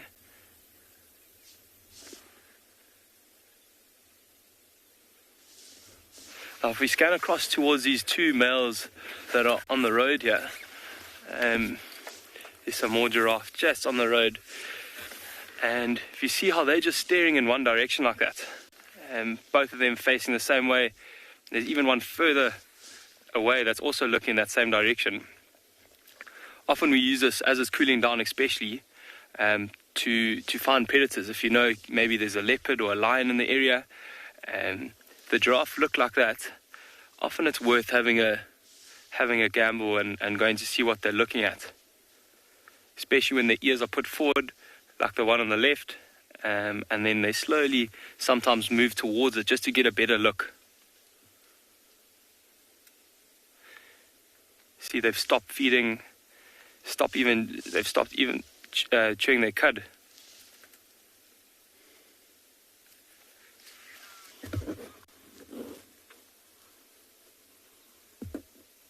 But if one does look away, then you know, okay, maybe they just spotted something. It is getting dark, so obviously their eyesight will be a little bit, well, not as good as it would be in the middle of the day.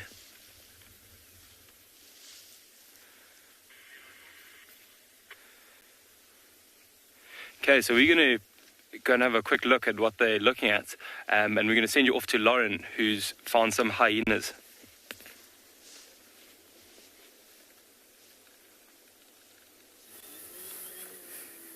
We've got June at the entrance now. It's no longer Corky, it's June. And I think it's Djuma that's just arrived. I'm glad I came here. The situation's completely different. Can you hear them?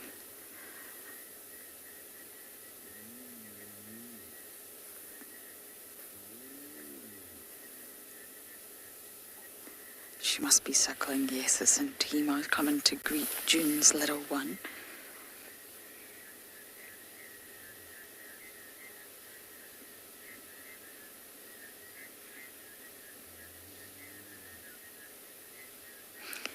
So maybe that question earlier about them doing a timeshare, maybe they do. It was Corks earlier and now it's June.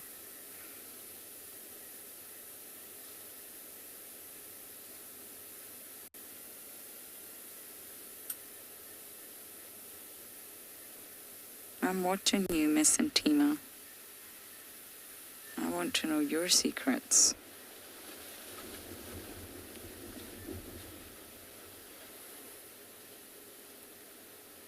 It's very cold. I've lost all feeling on my right hand. So I'm not entirely sure we'll get a view of this cub. It's probably going to stay close to the warmth of Mum.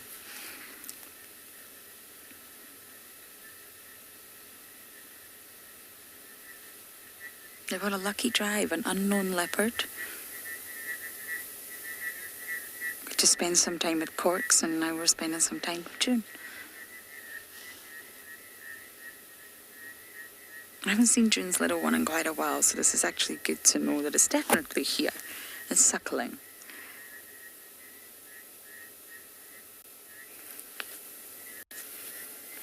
And we'll stay here as long as we can. The minute we lose light and the pictures of poor quality, we shall leave.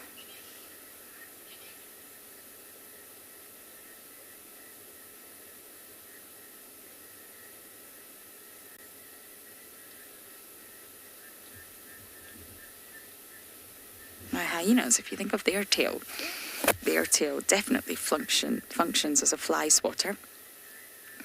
Has a lot of organisms out here. It's really important to get those nasty flies away. But also they use it in communication. Strong, important communication. They raise their tails. Their tails almost go erect. They go up, they go vertical, they start to curl over their back, and this is a sign of dominance. And it's very, very important in hyena communication.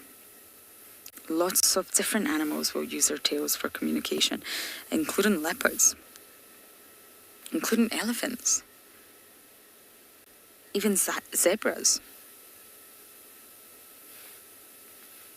We maybe don't always understand it, but it's very, very important in the sort of social structure of these organisms.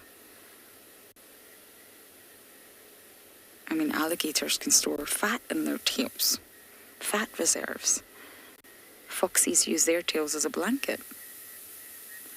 Hippos, well, they use it as a propeller to spread their feces in an act of being territorial. And humans, I guess we don't have tails, but we do have that tail bone. It's called the coccyx. And I'm sure it's right at the bottom of our spine.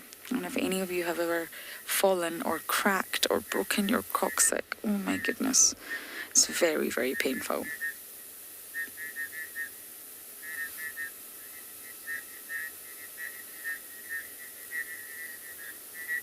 Come on, June, let us see your little one.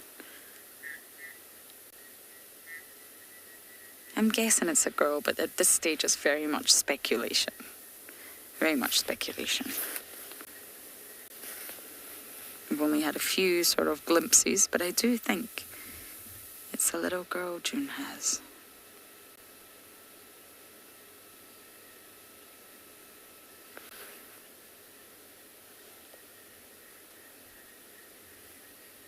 Okay, we're going to try and stay here as long as we can, but we're going to send you guys across to Nicky with his leopard.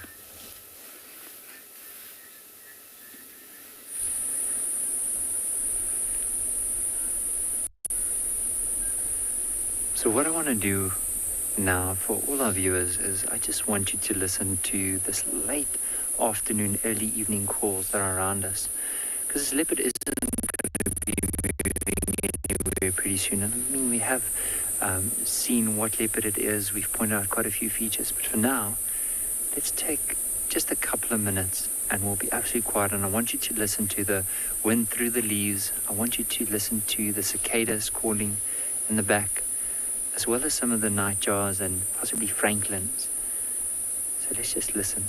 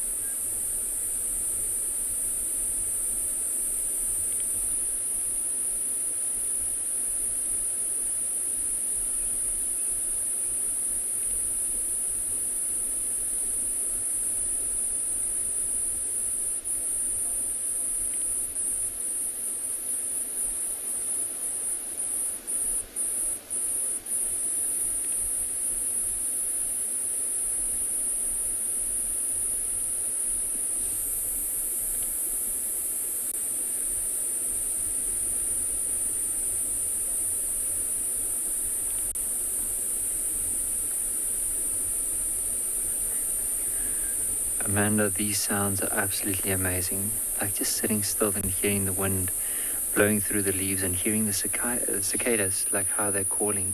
Because you'll hear them like that very fine, high-pitched noise that we're hearing now. And often with the males and females, so the males tend to call like this. They have these vibrating membranes on the side of their bodies, and so they vibrate that. And whenever they stop, the females often have only a short time to respond to that, and that's how they eventually find one another. But of course, they're always trying to outcompete each other to see who can be the loudest to attract them, of course, the females. And the sound, the longer you keep quiet, the more ear-deafening it becomes.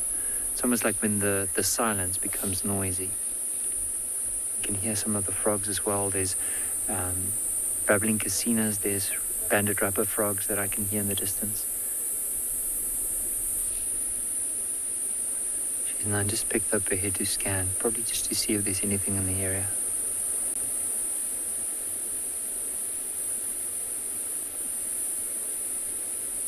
Can hear some helmeted Guinea Fowls also calling.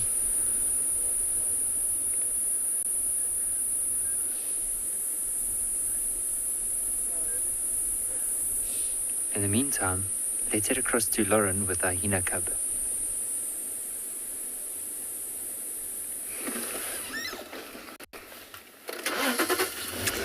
Oh, we just had the most wonderful, wonderful sighting of the little cub. Is that you coming back out again?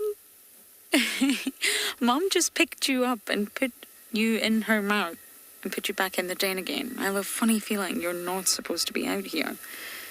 I could be wrong. Now I'm aware it's getting very dark. We are leaving shortly. I just wanted to show you the little one. But June grabbed it by the neck and put it back in the den, but it's just not staying put. Oh, hello. We have another head. One of Heart's little ones.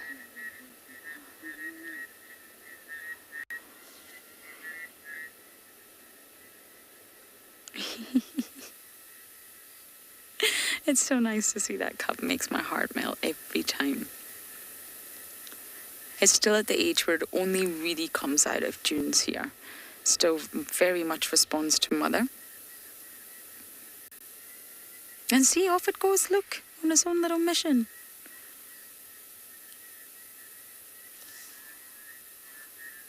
June is too busy in a greeting ceremony.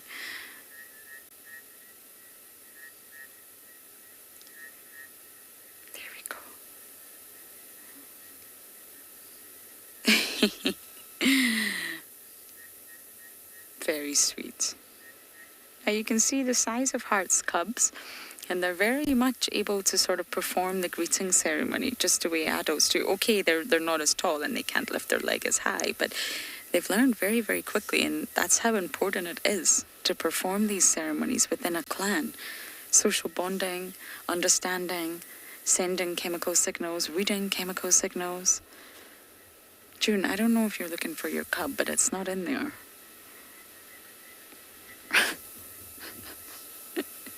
She's behind you.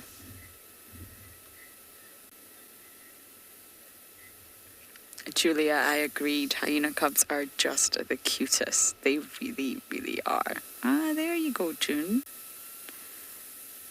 Your cub is there, see? But I do think we'll have to leave now. It's just far too dark, I'm afraid. On a sunny day, we can normally make it go a little bit later. But on a day like we've had today, we've lost a lot of light very quickly. But at least we got to see that cub. Ah, what a drive. So I'm going to say goodbye to the Djuma clan, and we're going to send you guys across to Nikki with his leopard.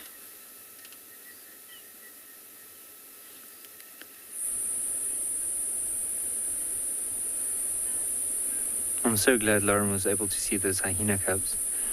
But we just try to reposition again, so remaneuver the vehicle so we can have another glimpse of this leopard.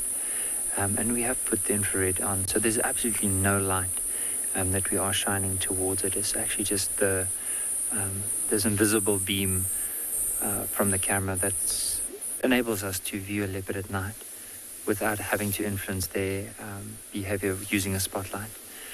And you can see she is staring at something at the back. Now earlier on there was some Impala alarm calling. Oh, look at the yawn. And she's staring down in that direction. It might just be she's just scanning the area at the back. It's nice and dense after all the rain we've had. And it doesn't look like she spotted anything. It might just be a couple of yawns and then she'll eventually head back to that carcass. Or imagine even for her coming down onto the ground. The only way we'll find out is just to spend some more time with her and see. Because often cats, when they do yawn, it's a sign maybe there's a good chance of them getting up and start moving. You can see after those yawns, looks like she's slightly more awake.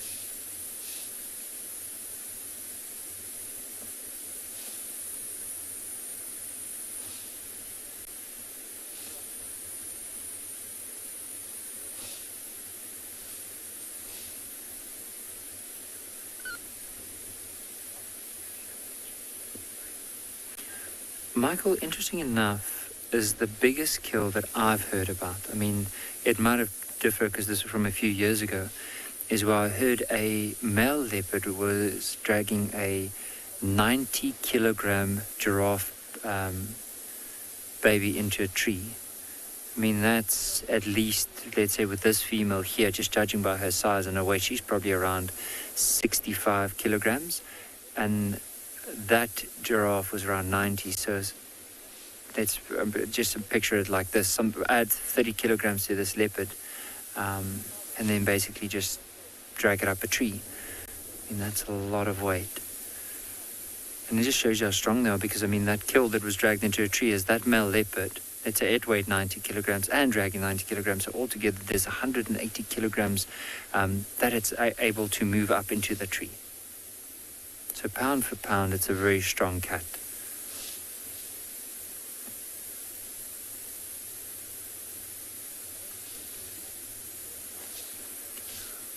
What I might just do, because of the branches off to the left, I'm just going to slowly push forward. Let's just see if she moves. If she decides to move, we'll try and just maneuver the vehicle slightly forward so we can have a better glimpse of her. Let's try it. So bear with me, that we might have a bit of shake on the camera, but it's just so that we can move maybe a meter forward. So hold on.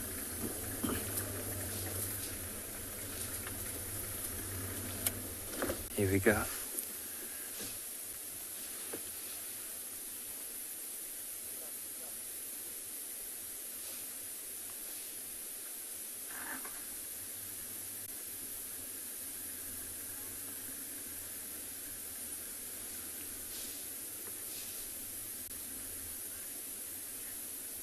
Cats, this particular female has beautiful eyes, but also look at the spot pattern. I think from all the cats,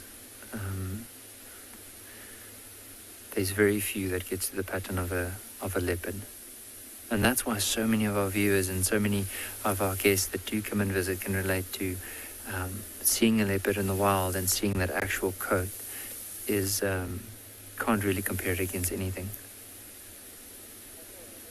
See another yawn. Remember, we said every time there's a yawn, there's a possibility that she might start moving.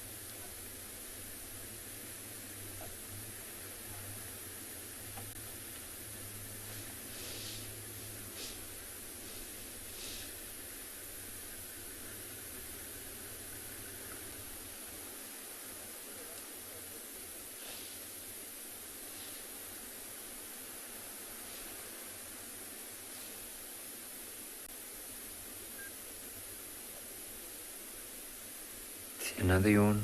I'm just hoping that this leopard eventually starts moving towards that carcass. Here we go. How elegant was that? Okay, let me reposition slightly. When I say reposition, it just means I'm going to move the vehicle so that we can hopefully get another view. Now she is moving to a really dense area in the tree. And also, we have other rangers that are with us here, so we just wait for them to move, and as soon as they stop, we'll try and move. We don't want to have too many vehicles moving at a time. You'll see I have a little blanket on me because it is nice and cool, and I'm just making myself really comfortable like that leopard was earlier on the branch. So I'm just waiting, as I said, for this vehicle to stop behind us, and then hopefully we'll be able to position the vehicle. But what an amazing, amazing evening with this leopard. Let's just see. As I said, it might not even be a view, but we can just try another. We can try and move around and see if we can get another glimpse.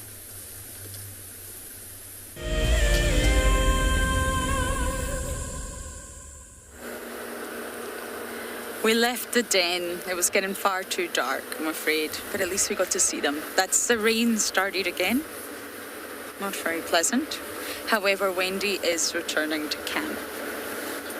We do have a policy here about lights and IR, which is really, really fantastic all round.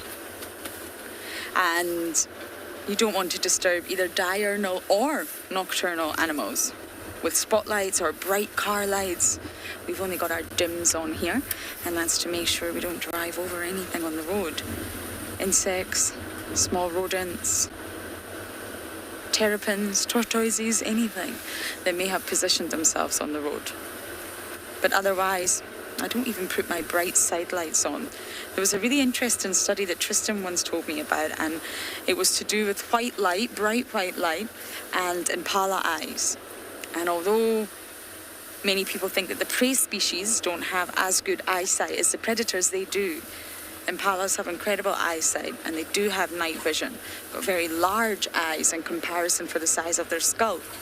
And larger eyes take in more light, and it just takes a few seconds of that bright white light on their eyes, and they're almost startled and blinded, if you like, temporarily blinded, for up to 20 minutes. So you have to be very cautious out here with lights, and just make the right decisions. And of course, you can always spot the eye shine. And as soon as you do, you just turn that spotlight and all your other lights off. Okay, that's Wendy heading back to camp. But do not worry, we shall be out tomorrow, and we will see you then.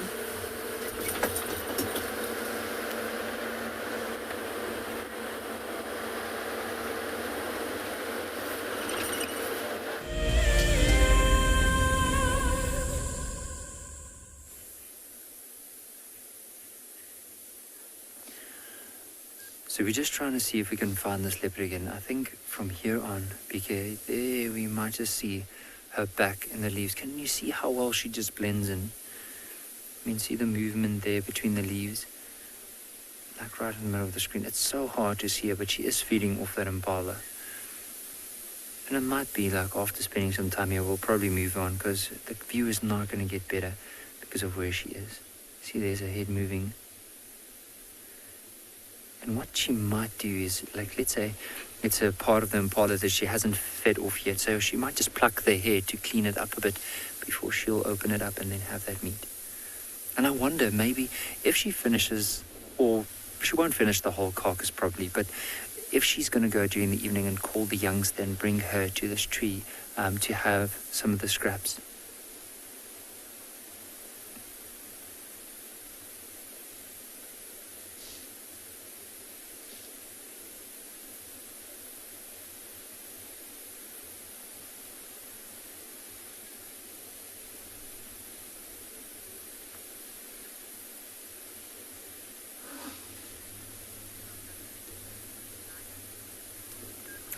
I mean, they do sharpen their claws when they climb the trees, but I don't think they will, like, they'll also stretch them. You'll sometimes see them, like a leopard would walk to a tree and then grab hold of the branch and then stretch her back, and then pull the claws into the tree. If it plays a massive role in sharpening, that I'm not too sure. I can't see how that would be, especially if she scratches against a tree. However, I mean, because those claws are tucked away, they will remain sharp until she needs them. And they are pretty sharp. I mean, a leopard, I have once before felt the claw of a lion. And this was quite a few years ago. There was one of the research companies showed us a claw of a lion, and we couldn't believe how sharp that was. And I can imagine a leopard must be just as sharp. It's just one of the animals that I definitely don't want to end up on the other side of those claws, because I'm sure it's a fight that one would remember.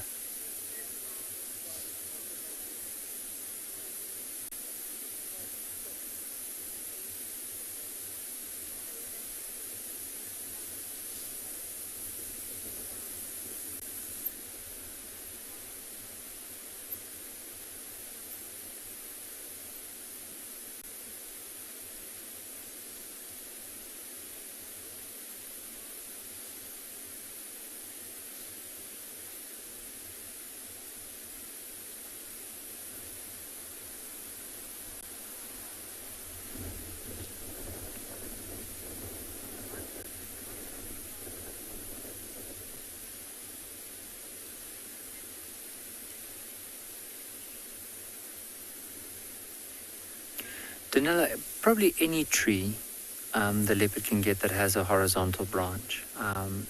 We have seen them hoisted up into trees where you would think, how did a leopard get it up there? But ideally, so like this tree that we're looking at now is a marula tree. So a marula tree has a lot of horizontal branches where a leopard can lie down in, and also quite a few forks in the tree to basically hoist and pull the kill over. But it could be anything. It could be anything from a knobthorn to a jackalberry tree to a Ngala tree to a marula to a russet bush willow, wherever they are capable of climbing up and hoisting it high enough so that it's out of the way for the hyenas to get it, and possibly even lions.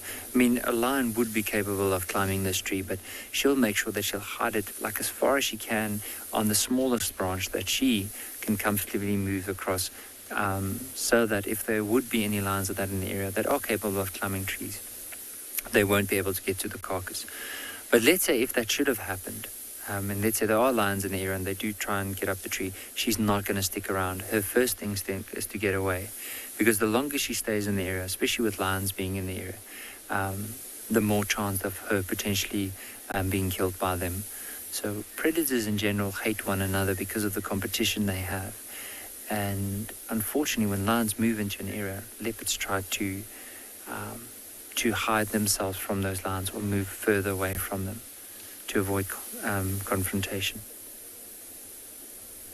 Can you just hear how this leopard is crunching away?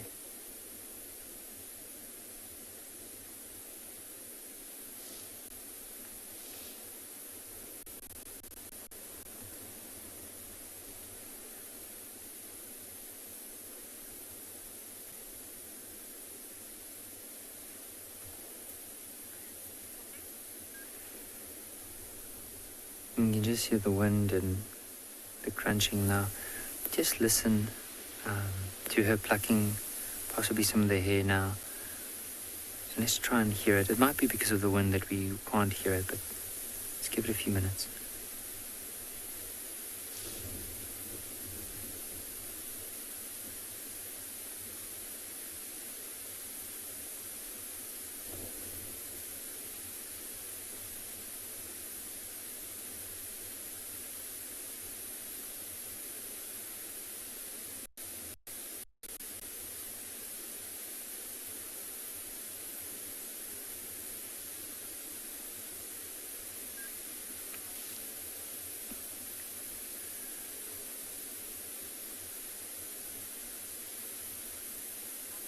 This mother is basically eating as much as she possibly can. Now, I can just consider her like with being a mother.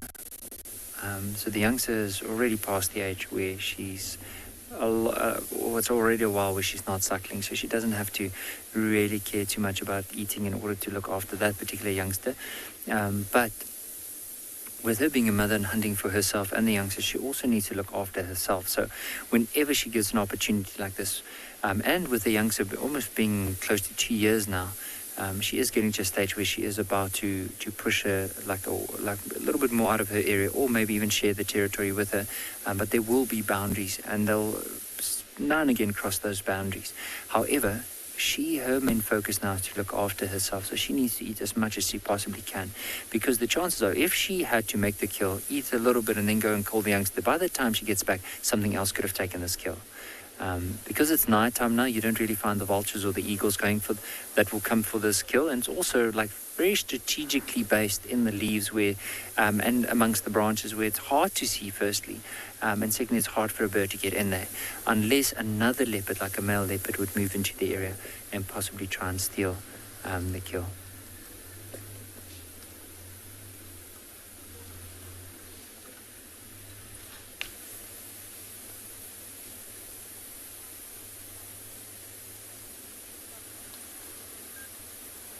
Just see her eyes through the leaves there.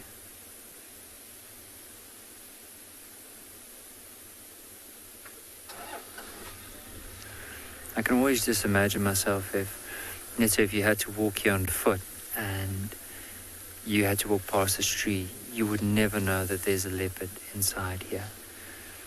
What I'm going to ask BK, just to show everyone what I'm talking about, is I'm going to ask him just to zoom out a bit. And then what we're going to do is we're going to take the IR filter and we're going to switch it off so that you can see what we are basically looking at the moment. So it's easier with the infrared and that to see her, but if we switch that off, that's basically what we're looking at. So we're going to switch it back on, and then let's see if we can find her again. I might have made it just slightly more difficult for BK, and I do apologize in advance, but I know he's a phenomenal cameraman, so he'll find that leopard for us again.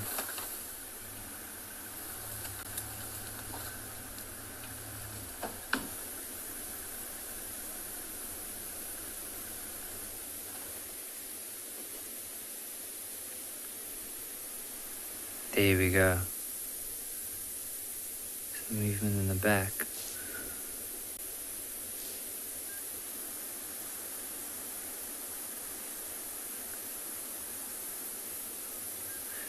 With a leopard, some of the features we are looking out for is, of course, rosettes. So it looks like a bunch of spots that are fused together. So see on the bit that we can see here from that leopard, you'll see there's a couple of spots. Now, when those spots are fused together, they form a rosette. And a leopard is a lot more bulkier than a cheetah. So a cheetah have these tear marks that run along their eyes. They're a lot slender built and more found in open areas. Where leopards, of course, they're more found by themselves. Often here, whenever they make a kill, they'll hoist it up into a tree. A cheetah won't do that. A cheetah, if it makes a kill, it would feed as much as it can and it moves out of the area, because the longer it stays there, the more opportunity other animals, other predators can move into the area, which is dangerous for them. But a leopard, more bulkier, has rosettes. Their head itself is a lot bigger. And in this case, sometimes in the trees, where with cheetah, unless the tree is at a slight angle, where they can walk up, because remember, they don't have retractable claws, so they can't climb as well as a leopard.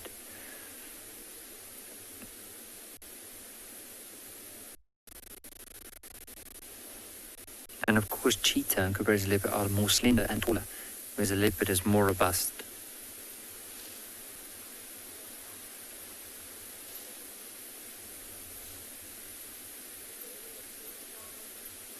I'm pretty amazed how BK was able to find this leopard again. I mean, that was not an easy task, especially amongst walls, where almost all the leaves looks like the pattern of that leopard.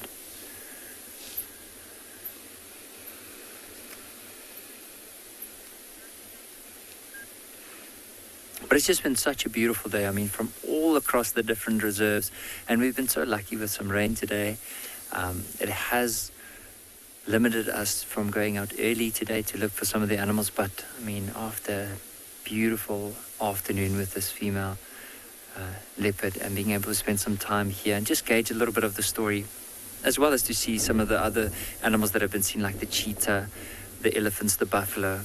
It's just been such an amazing afternoon across all the different reserves, and who knows what is in store for us tomorrow.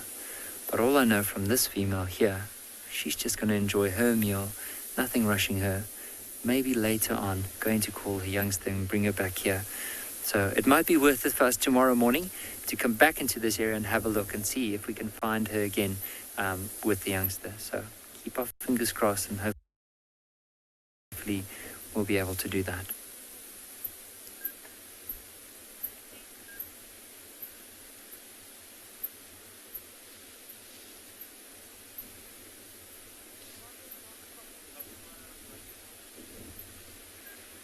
BK and I are just going to sit here and soak up this leopard as much as we possibly can and just enjoy the wind through the leaves and watching some of the stars as they appear out of the clouds that are being blown over us.